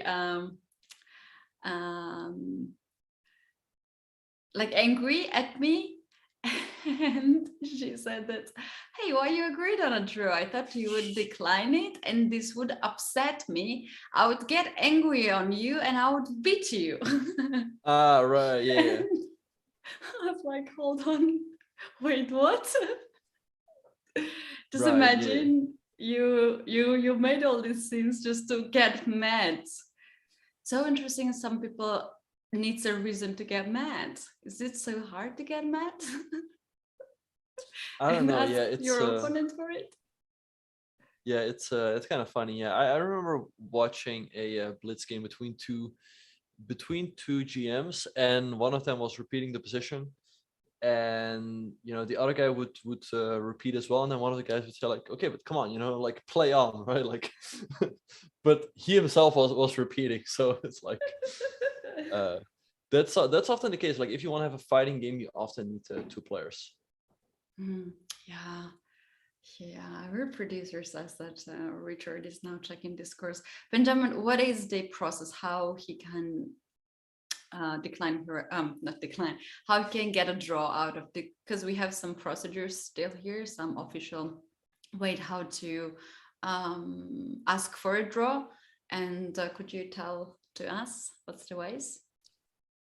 Yeah, so there's quite an official procedure about claiming a draw. So what he would have to do, so we discussed that queen e3 is the move that leads to a third time repetition. So what he should do is write down queen e3, then stop the clock and then call the arbiter and be like, arbiter, I want to play queen e3, and this will lead to a third time repetition. Then what usually happens is that the arbiter asks Andreikin whether he agrees. If Andreikin agrees, although, I mean, they're before move 30, so that would be a draw for, and they can't agree to a draw just yet. But very often that happens, and then if the other player says like, yes, it's a draw, then, a draw is agreed. But sometimes, a player can say like, no, and then the arbiter will have to, check behind his computer at the live board whether there was actually a draw. Yeah, that's true. That's the process, and very often when one player stops the clock to call the arbiter, and the other says like, okay, I'm fine with a draw, and will not make any complications. Yeah, Richard, by the way, getting really low on the clock, getting under 3 minutes. So yeah, like I think he's just gonna let his time tick down and then claim the draw. It doesn't make, like, the longer he keeps thinking, the more risky it'll become to play on, and the position just does not seem to be the type, I guess, to take such risks. So yeah, I think he's just gonna take the draw here. Otherwise, he would be in serious danger of losing. Yeah, and he has to also sacrifice an exchange in that position, and he better not to do today. Maybe tomorrow he can do it, but not today. Oh, you mean in the line we just showed with queen e5, knight d2, and f5?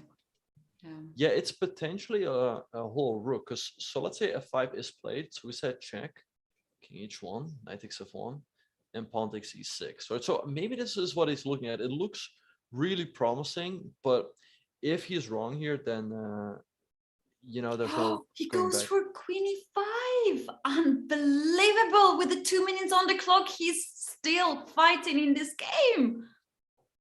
That's quite a shocker. So let's see. So queen e5 is on the board. He had queen e3 to just make the draw, but with 2 minutes on the clock, he decides to play on. So let's see what Andreikin will do here. But yeah, I mean, I'm quite shocked, to be honest. I thought he was just going to take the draw. Wow, that's quite shocking. That's quite shocking in here. Knight d2 comes right away, and he is low on the time. What do you think? Is Andreikin happy with this decision? I mean, yeah, it's always like on one hand, now the game becomes really complicated. On the other hand, it will also give Andreikin a chance. So let's have a look. Right, so he has to play the move 92. It seems f5 by white is forced, otherwise you lose the game. So black can take here.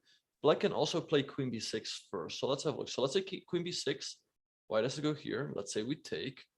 Pawn takes e6. So here it seems that we have to go to g8, and here white has a lot of Benjamin, options. if we go to king to g6, that's a checkmate in one move, and it's a beautiful checkmate with queen f5. So that's not the move that black considers here. Right, yeah, king g6 would be a bad idea. I guess if you go to e8, maybe the easiest way to win here would be queen h5 check. If the king goes to d8, we give a check and pick up the rook and we win.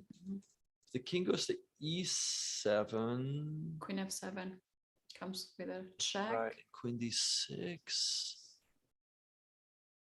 I mean, we can always give a check. f4. Take here with it. Well, but then the king runs. Yeah. So I guess we take, king goes back. I don't know. It's but like if Richard sees his line, he knows that he has at least the draw. So in this position, so for that reason, king e8 is not an option. King e7, same thing. This happens. So perhaps he has to go to g8. Now white has a lot of options. White can maybe take the knight, and who knows what happens. White can perhaps also give a check here. We go king here, and check. We go here. Take, check, and apparently, oh, I guess this is a draw because you go king here, check, king e5, king f. Oh wait, I thought king f4, but that, with the point being take queen h6. But I guess you make the draw this way, because if you take, you have queen h6, and you win the queen, and if you go to king here, you have queen d7. But all of this is very, very wild. All this is really wild, and I'm sure Andreikin might not be happy with this, because at some point he might already just got this, that it could be a draw, and his mindset was already thinking about tomorrow's game, and still the action is going on. So I think Richard is playing here a lot of different games, Benjamin, more like mental games. Also against MVL, he went so strange way, sacrificed the piece at the very beginning. People normally don't do that. So Richard has his ways to fight. That's very interesting indeed.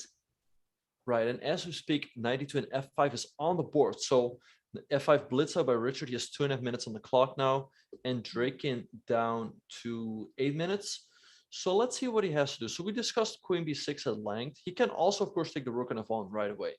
So let's say white takes here. Where do we go? Right, so we can go to g8, e8, maybe even the f8. So let's have a look. Right, let's say we go to g8.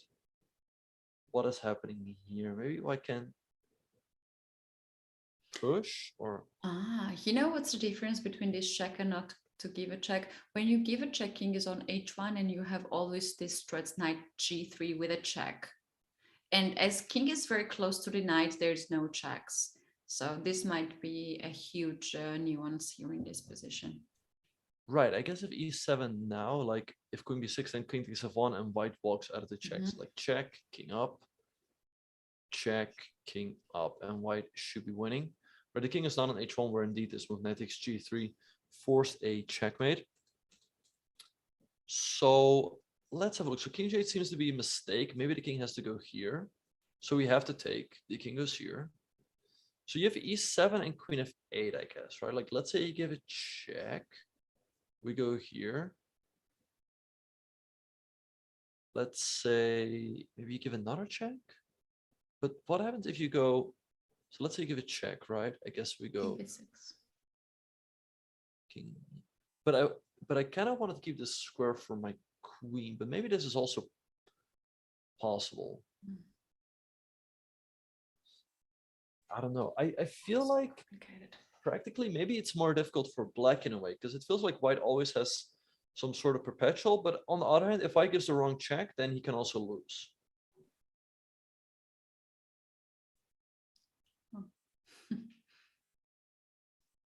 So let's see. Yeah, that's very interesting. Interesting way how Richard approached. Probably he saw somewhere the knight takes f1. He's taken on without a check. f1. I mean, it seems to be still fine. So he's taken on f1, pawn takes e6. So now let's see where he has to go with the king. He went to e8. All right, so let's see what Richard will do here. Perhaps. Wait, what happens if you take on g7? So let's say we give a check. King has to take. But check king e2. And I don't think this is what you should go for, to be honest. No, because there might be some checks, and the queen, the e7 comes with the check, and e8 comes with a check too. So when black will run out from the checks, then white will give these very dangerous checks. So indeed, yeah. Instead of all of this after queen g7, which is on the board already.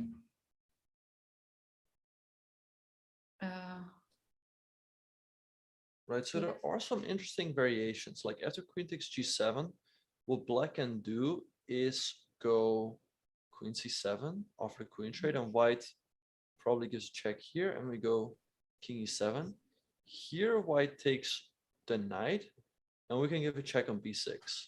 Right, the king has to step up, and we can maybe take here. I don't know if this works out, because in the resulting pawn game, we will be down a pawn. However, this will be a protected passer after the move b5. However, white is going to push on this side of the board. So I don't know if white is winning here or if this is a draw. I mean, let's say we go here. So let's say, or maybe like h5. I guess this is a draw. Like you push, I wait, you push, and like you can push up the board, but then the question is, what are you going to do, right? Because you can get all the way up to this position. Let's say you get something like this, but I think here you cannot make further progress because I don't think you're queening in time. So black should be able to draw this, but I mean, it's looking really tough for Andreikin. I don't really see what he should do here. So this is the line starting with queen c7. Queen b6 perhaps also an option, but then white is going to take this knight over here. Wow. Do you think king 8 was a mistake there? Maybe, or maybe knight takes f1. I thought throwing in queen b6 check first looked quite clever. But he did not go for it. I guess he has to go for this line, because if you go queen b6, white takes, you can go rook c7, but it feels like white really has a free hand over here. Like check, this doesn't work because you just run out of checks sooner or later. So let's see, queen c7 might hold here, but barely because of this. So let's see, so queen c7, so there's check. There's also check over here, but I guess that's not right. If you give a check over here, your queen doesn't guard this check along the second rank. So yeah. I'll go king up. You take. Benjamin, do you think it's easy to give an evaluation in the opponent game for black, and black can think like, okay, I have one pawn less, but I can hold it?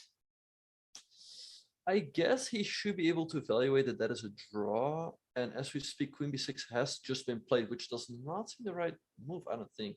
King takes f1.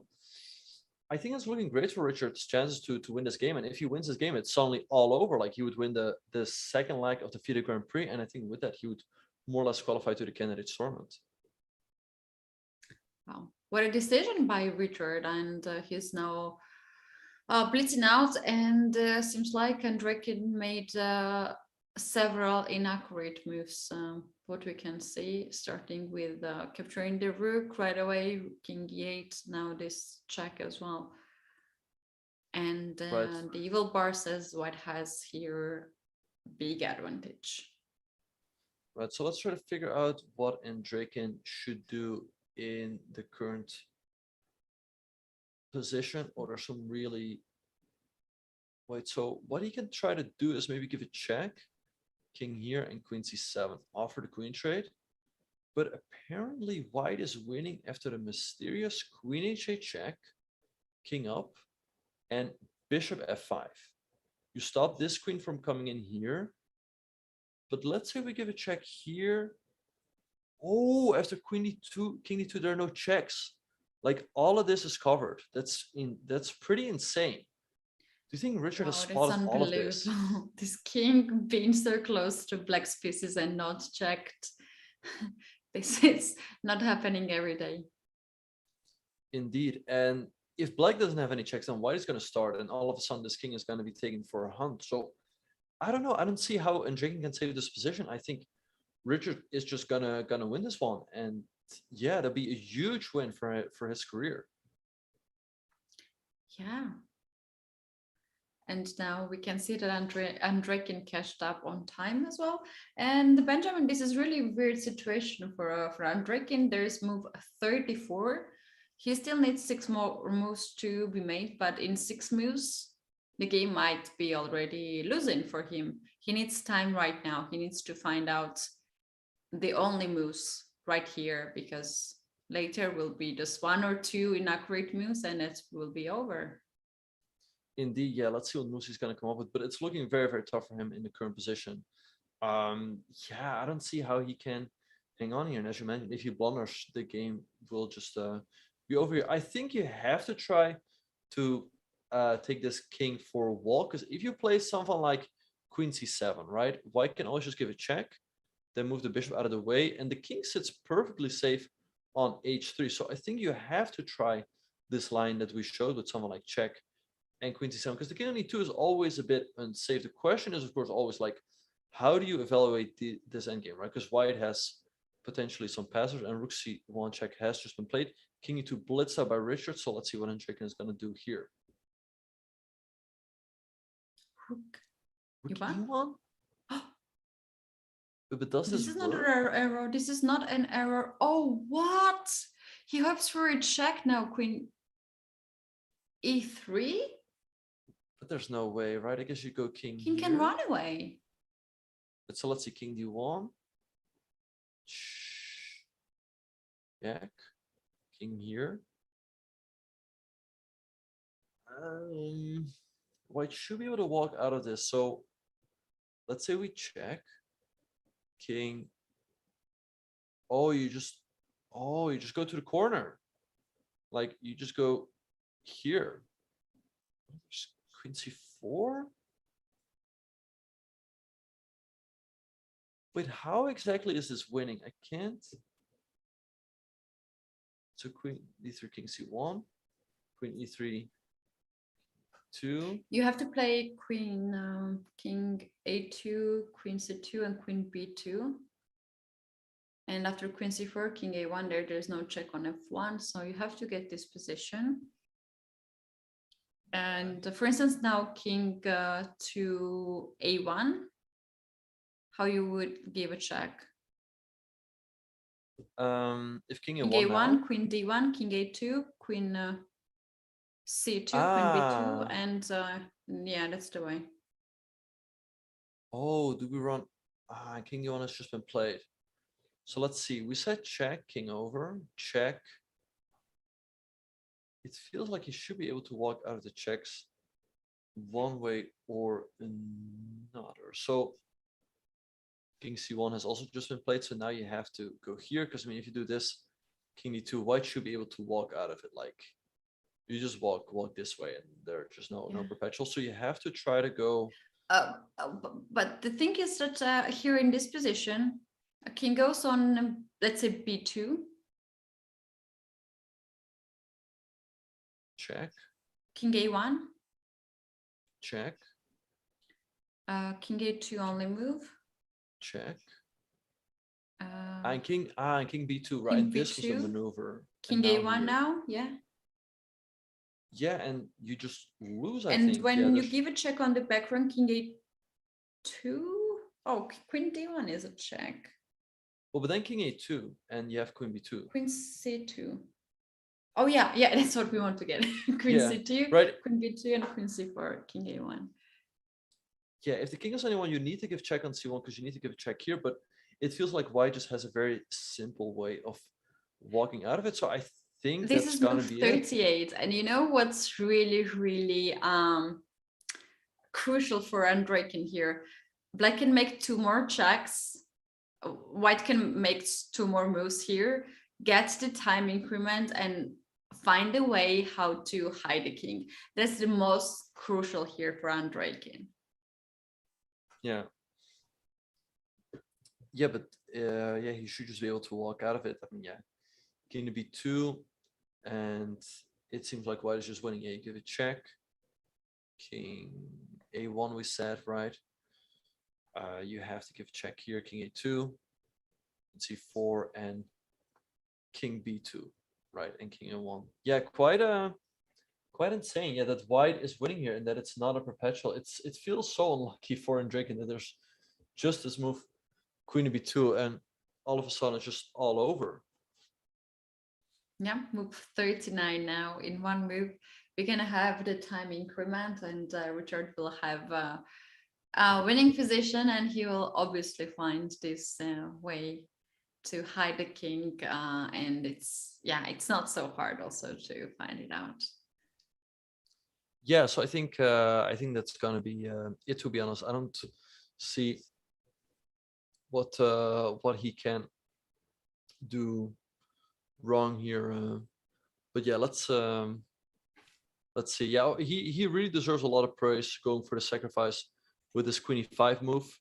And Andreikin was not able to figure it out. It was just so complicated. It felt like white always had, you know, a draw somewhere with all the checks. And yeah, I guess the players probably know that white's got to be winning here, right? I have such a feeling too.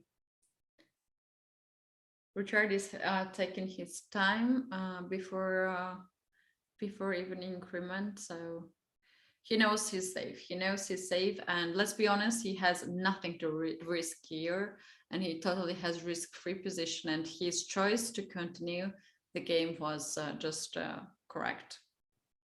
Indeed, yeah. So let's see. So I guess if queen b3 check, queen d3 has just been played. All right, so we said, I think anywhere is fine. Queen, king b2, or king a2. I guess the quickest way to win is king a2, force queen c4, and then king b2, and king a1, and white is winning. Yeah, triangle in the queen in this position. Wow. Yeah, he should be able to figure it out. He needs to make one more move until the time control. And Andreikin's only hope here is that Rapport somehow thinks that maybe it's the 40th move, takes his time, and loses. I think that's really his only hope right now. Yeah, I don't believe that can happen, to be honest, Benjamin. And what goes for king c1? I guess he just wants to repeat the position once, then reach the 40th move, and then with an additional half an hour on the clock, figure it out. But yeah, I mean, if you get this position with half an hour to reach Rapport, he is going to figure out this triangulation. So I think that's going to be it, to be honest. Then yeah, that's gonna be it. And yeah, obviously Richard deserves all the good words from us for being so brave and to risk to play this position with 2 minutes. But it seems to be the practical choice, and Andreikin just got shocked after this decision, and pretty much he was already thinking about tomorrow's tie breaks, and he just totally lost it. I'm sure if he was focused enough, he could figure it out how to play the most accurate way. But I had a feeling that he was a little bit shocked with Richard's decision. Yeah, I guess he was just shocked. The move Queen E3 has just been played, and so the players have reached time control. So now they get an additional half an hour, and yeah, but of course, yeah, Richard deserves a lot of praise. I think many other players would have just taken the draw there, but he felt like it was just so difficult for Black to figure out how to make the draw there that he felt that the risk was justified, even though he was down to 2 minutes on the clock. True. And actually, in most of the lines, Benjamin Black had to find the correct move, so he was pretty much guaranteed at least with a draw. But there was, after long calculation, he just calculated this and he was sure that that was right. Yeah, so I guess indeed it was just a well calculated risk at the end, and yeah, it seems to be paying off. I think Andreikin should have thrown in this move Queen B6 check first. That probably would have given him a better chance. But yeah, with all that being said and done, you guys, we are going to be taking a very short break. Do not go anywhere. We will be right back. Maybe we'll see, you know, the FIDE Grand Prix concluding. But with that being said, we're going to take a break and we'll see you guys very soon.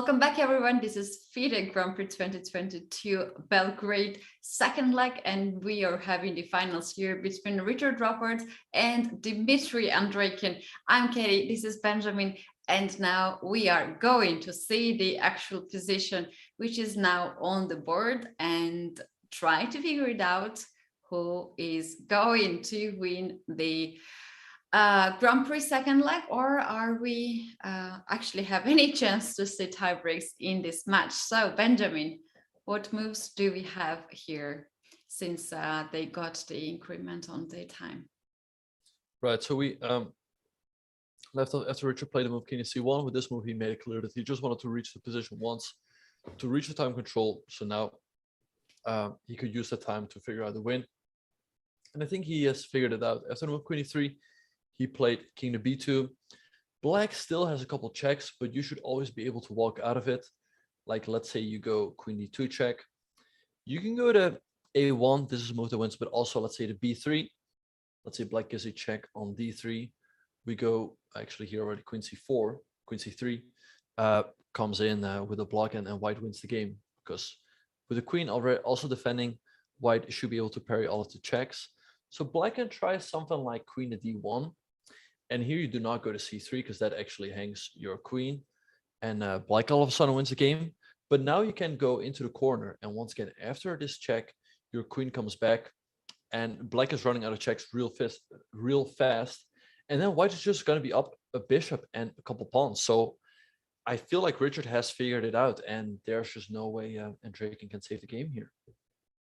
Yeah, I believe both players have been already find it out. It's just so hard for Andreikin to face and admit the defeat here after such a wonderful play. He played so nicely yesterday, and also today he was holding the position perfectly well. But at the moment when Richard was down to 2 minutes, he totally outplayed emotionally Andreikin, and he went to the complication where Andreikin made several inaccuracy moves. I'm sure with this time on the clock, he was still able to find these moves, the accurate moves, but I kind of had a feeling that Richard just emotionally outplayed him, and Richard is really good, strong player with this, to play with the emotions, as we can see in this Grand Prix. Indeed, yeah, it was very much a good call at that point with the move Queen E5. He really let's bring it back. So we thought in this position, so knight e4 was played, White played f3, and here Andreikin played rook to c3, hitting the queen. The queen went to d4, rook c4, queen e3, rook c3, queen d4, rook c4, and here we expected Richard to play queen e3, and the game would just end in a draw. We'd go the tie breaks, but Richard went for the move queen to e5. Now you might be wondering, like, okay, what is the big deal about this move, right? But Black has the move knight to d2, hitting your rook. And White has to go for this rook sacrifice with the move f5. However, things get super complicated. And I guess what I would say is that Andreikin took a lot of time in the beginning of the game. I felt like had he had, 20 minutes or maybe half an hour, he should have been able to figure it out. But with like 7 minutes on the clock, it was, of course, going to be very difficult. And he went wrong. So knight takes f1 was probably still a fine move. We thought that maybe queen b6 would have been better. But after knight takes f1, pawn takes c6, king e8, queen takes g7, the position was very, very difficult. And here perhaps the last chance was this move queen to c7 that we discussed, but it's extremely difficult with just a couple of minutes on the clock. So he played queen b6 check, king takes f1, rook c1 check, king e2, and White is running out of the checks. Perhaps what he should have tried was queen c7. White can give a check, but you go king up. And here White has the amazing winning move bishop to f5, and White is still stopping some of the checks. But he played this move rook e1, and he was hoping for a perpetual, but it does not seem to be quite there, right?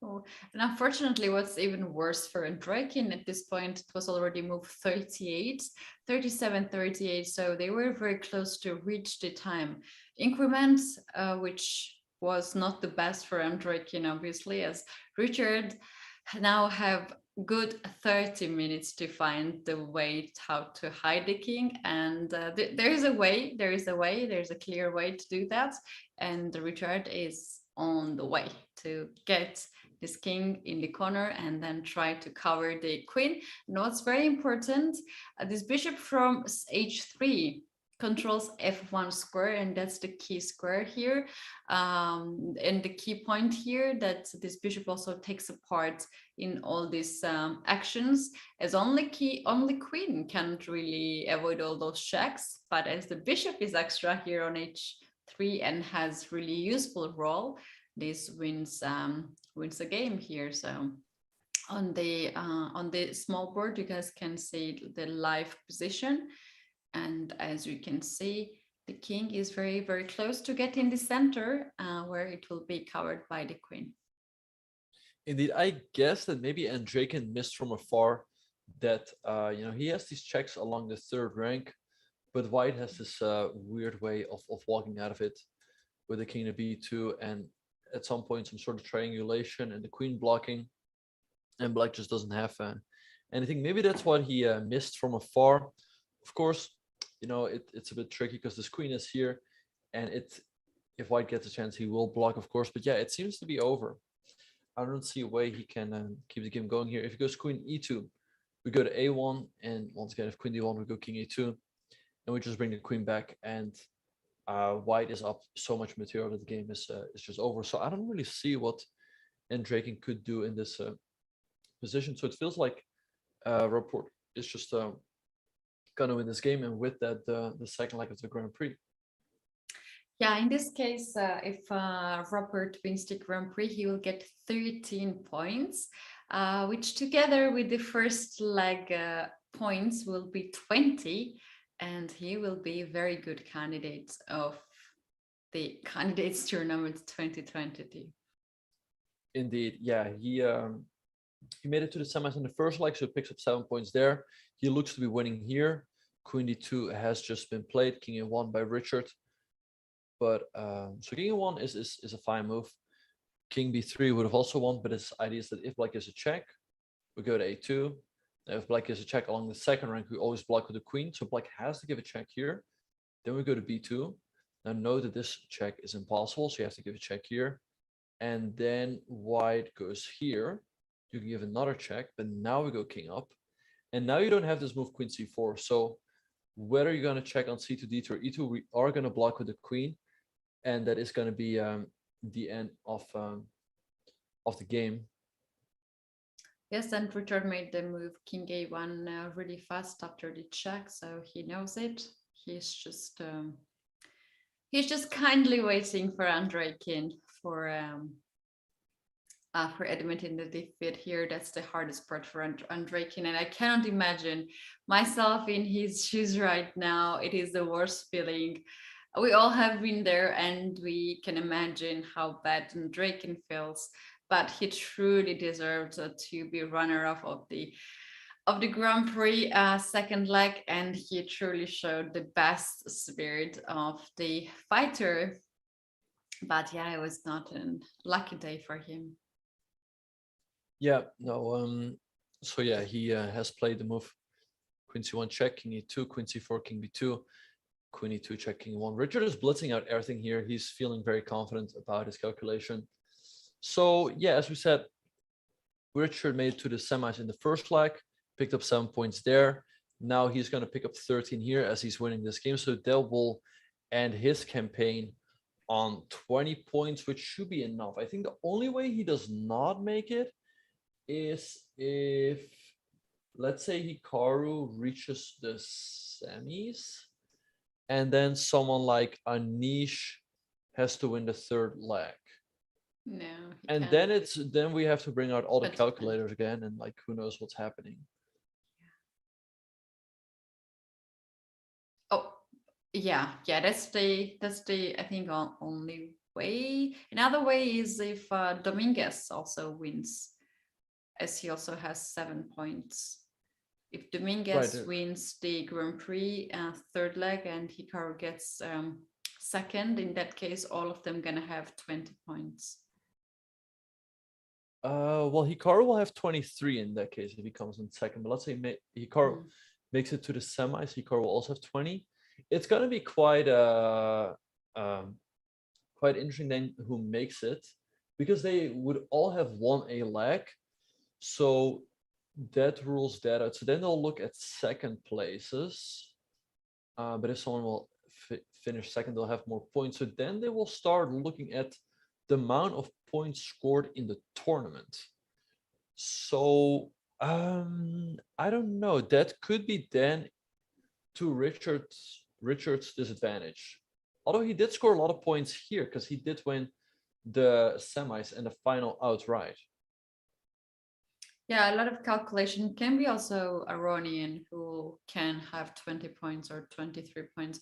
But Richard pretty much guarantees himself to be at least not worrying too much about it, as other players have to show their best. And we know that's a long way, sometimes not very lucky way for the players. So yeah, he will be happily watching the third leg of the Grand Prix from Belgrade. We know that he is currently living in Belgrade, where is this tournament happening, and seems like it's quite happy place and lucky place for him to be, as he's just very close to win the second leg of the Grand Prix. Indeed, yeah. So as we mentioned, he is not mathematically in just yet. There's still chances that he will not make it, but I think practically speaking, he more or less qualifies with this win. I mean, 20 points is quite a lot, so I don't see two players overtaking that. But yeah, we'll just have to wait and see for the final leg. But yeah, I think overall he played great chess. He won the group with 4 points out of 6. That game, those 2 games against Vidit were absolutely crucial, and then he played a great game against MVL in the semis. And here, yeah, this was another great game against Andreikin. But of course, yeah, we'll just have to wait till it all is official. Yeah, true. We have to wait. Andreikin is still taking some of his time here.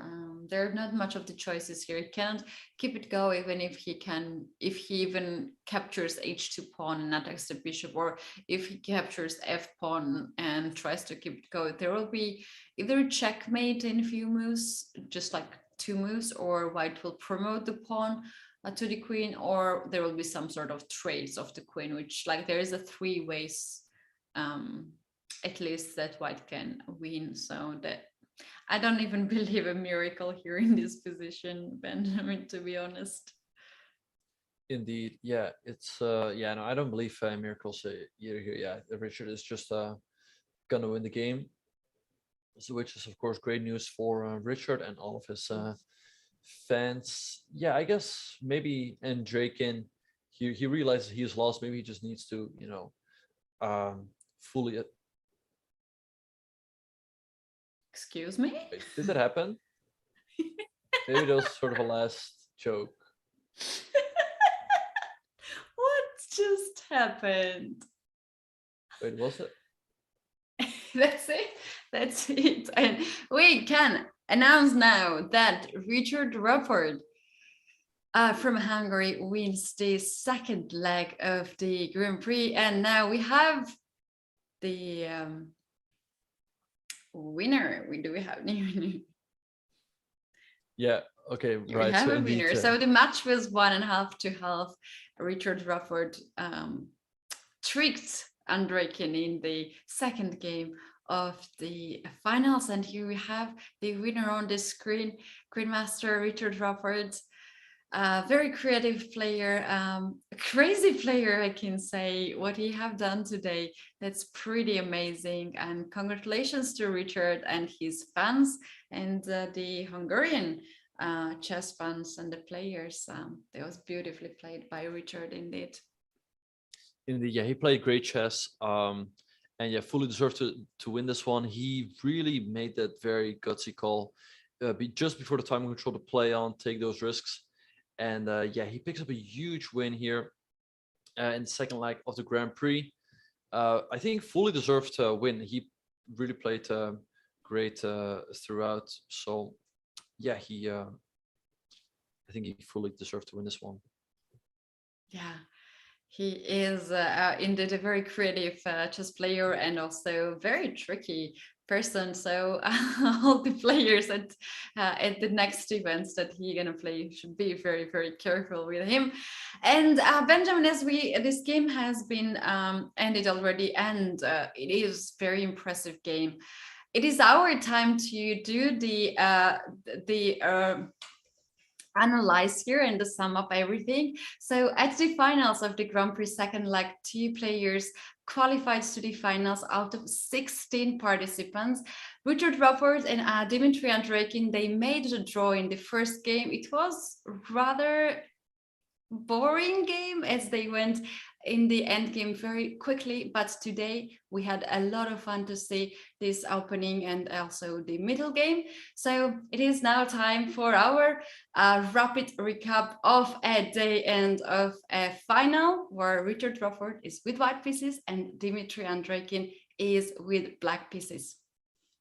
Indeed, so Rapport opened up the game with the move on d4, and Andreikin sticks to his guns. He plays the move d5, c4, e6, so the queen's gambit declined, and after the move knight c3, a6. So this is the same opening he played against Sam Shangland, a trade happened on d5, and in that game, Sam played the move knight f3, black played knight f6, and Sam had maybe a bit of pressure, but in the end, Andreikin made quite a comfortable draw, but Richard comes up with this very original move, a3. So with this move, he wants to get Andreikin out of his preparation. And Andreikin's like, okay, you know what? I want to take you out of your preparation as well. So he plays the move h6. We thought that probably Richard did not expect this move to come on the board, but he played the move bishop f4, developing the bishop, now cannot come to g5 anymore. So black plays knight f6, e3, and here Andreikin came up with quite a interesting move. He played the move c5. Indeed, Andreikin struck back in the center. Immediately, he could choose to go with c6 and to have the common setup of the queen's gambit declined, but he found this opportunity to strike back in the center, and that is quite interesting approach. But here we have another impressive move, bishop to e5. Usually, we don't often move one piece often while the rest of the king side is not developed and the king is not castled.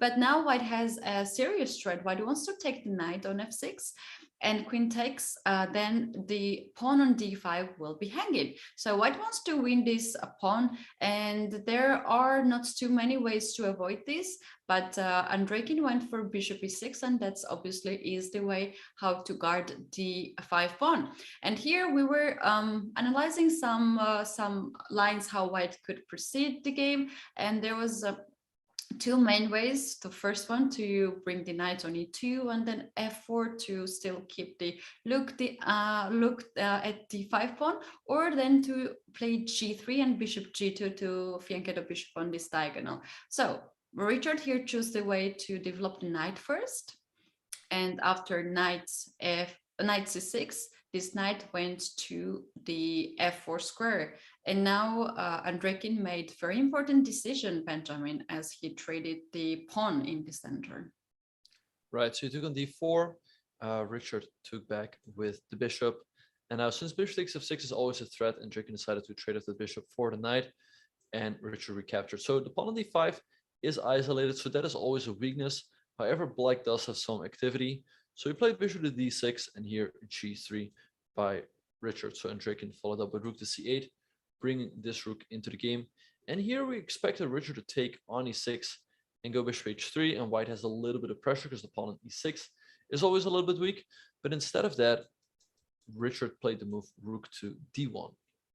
And here Andreikin played queen a5. So the move queen a5, he's trying to go bishop takes a3, many positions, which is why Richard played the move rook c1 to add another defender to the knight on c3. Dmitry castled. And here Richard finally decided to trade his knight for the bishop on e6, and after pawn takes e6, play the move bishop to h3. And actually, there's not really an easy way of defending this pawn on e6. It is not, and Andreikin here came up with the idea to guard this pawn with the king.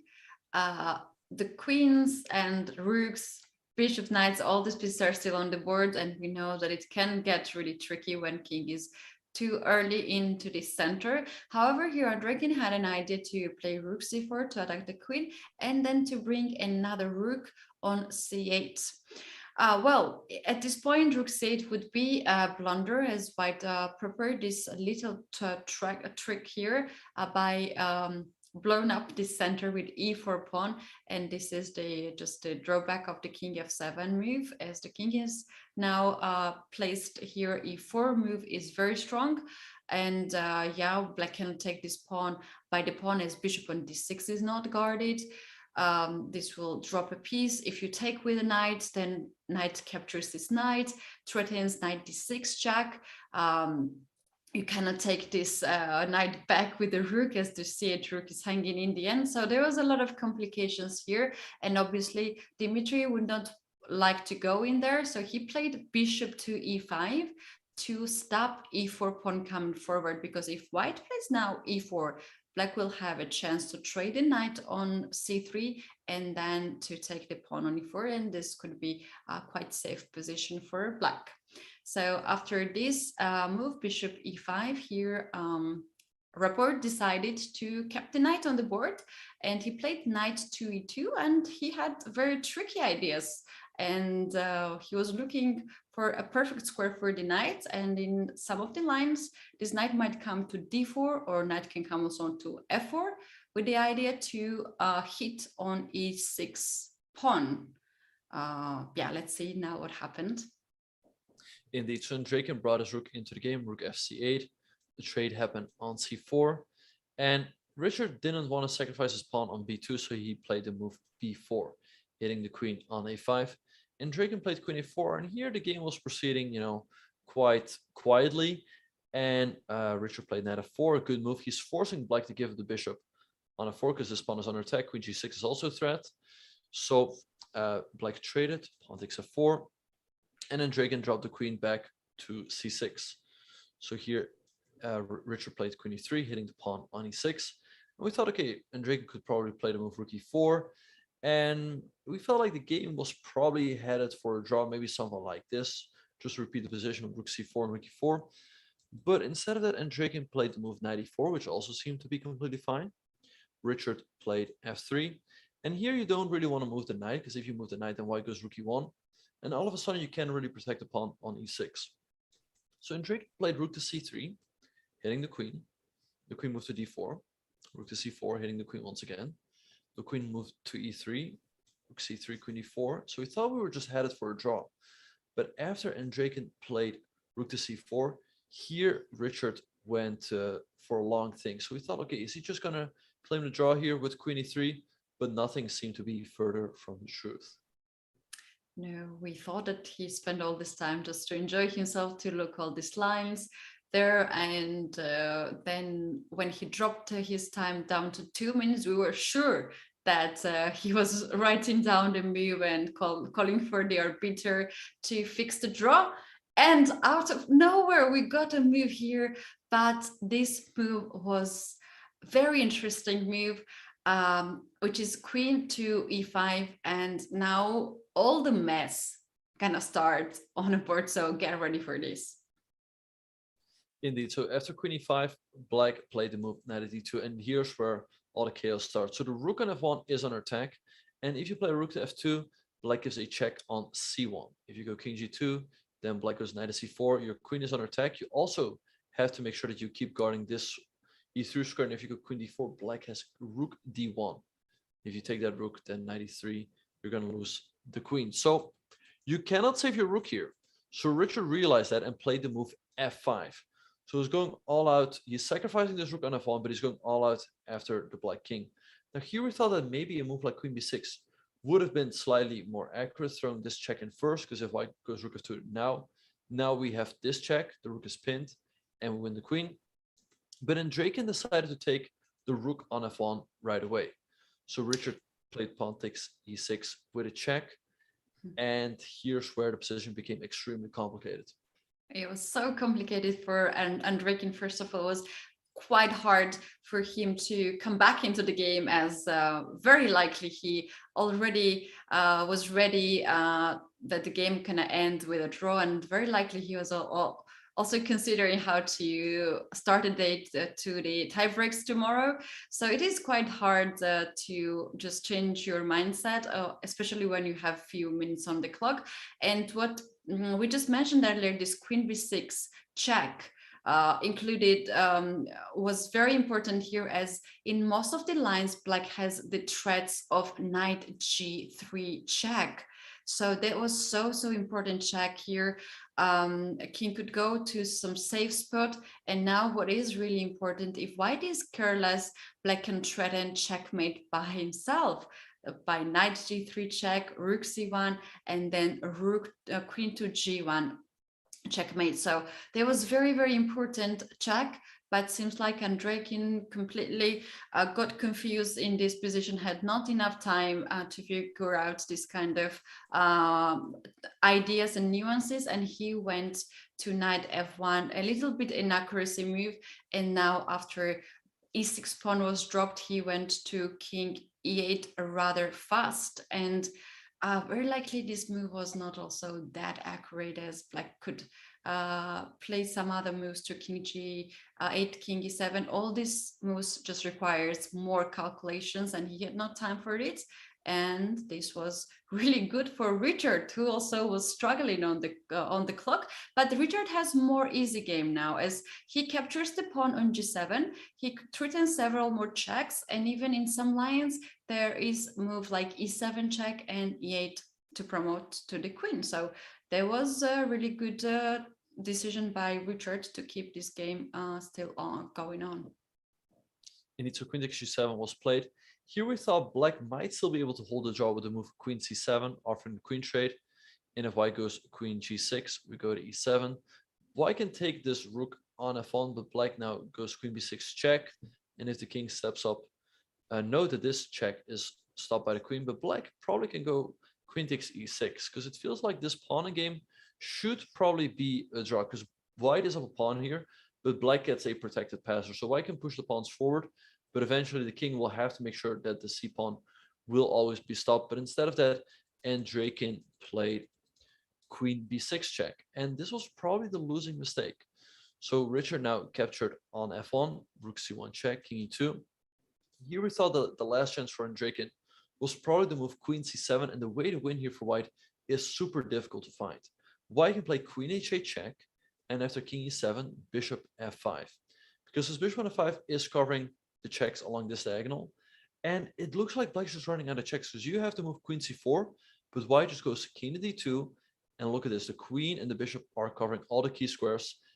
Black doesn't have any checks, and after that, white is going to take the black king for a hunt. So instead of that, Andreikin also got into very serious time pressure and played the move rook e1 check. He sacrificed his rook hoping for a perpetual, but it did not seem to be quite there. Richard captured rook, queen e3 check was played, king d1, queen d3, king c1, queen e3 check, king b1, queen d3. Here Richard played king c1 check to reach a time control, but once he reached that, he figured out the right way.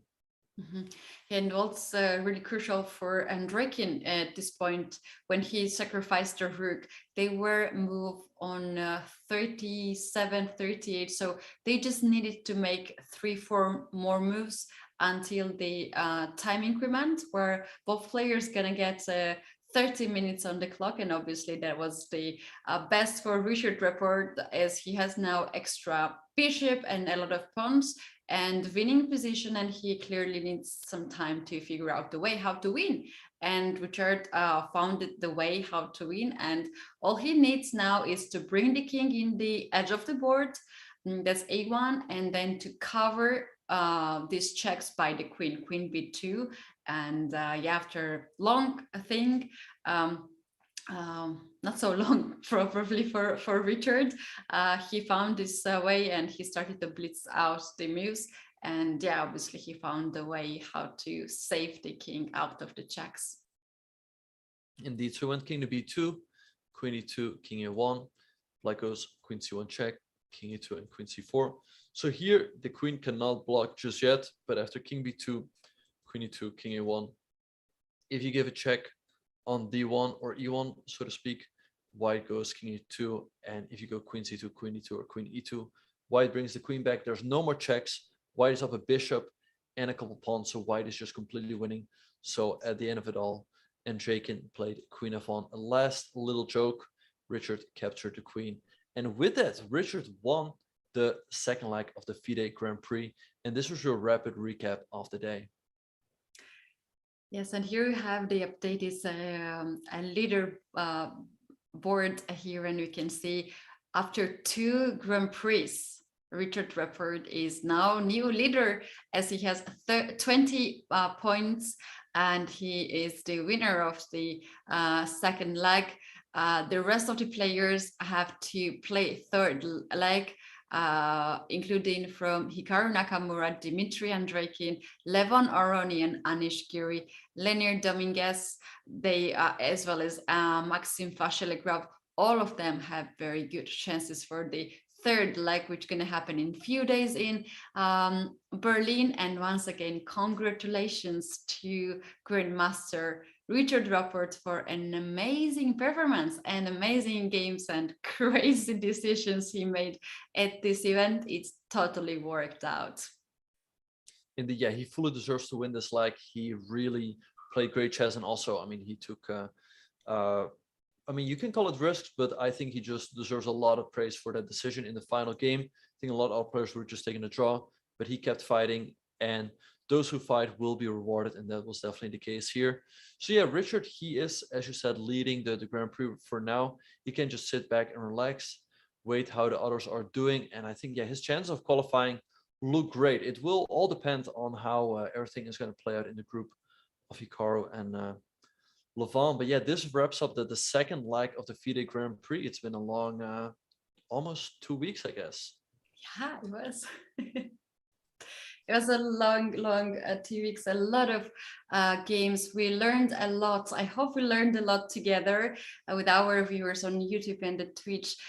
Big shout outs to our viewers for being here, and a huge thanks to you, Benjamin, for showing us all these crazy theories and lines and the variations, and to be such a nice co-host of me. And also big thanks to our producer, Big, who was a great help and who made this show together with the Chess.com team. It's so hard for me to say that we are not coming tomorrow at the same time, at the same place. But you guys, the third leg is on the way. It starts really soon. So let's keep all the eyes on that. But before that, you guys, we do have rapid chess going on right now with all the stars playing this tricky time control. A lot of fun there, so you guys make sure to join that. And Benjamin, last words to you. Yeah, Katie, thanks for being such a wonderful co-host this entire second leg of the FIDE Grand Prix. It was a lot of fun commentating on this one with you. Of course, as you said, big thanks to our producer Wouter behind the scenes, who worked very hard. Of course, also big shout out to all of the viewers here on Twitch and on YouTube. And yeah, yeah, that's all I have to say, you guys. Yeah, thanks everyone for watching. And there's a lot more awesome chats going on. Head over to the Rapid Chess Championship that's going on right now, and we look forward to seeing you all in the next one. Bye, guys.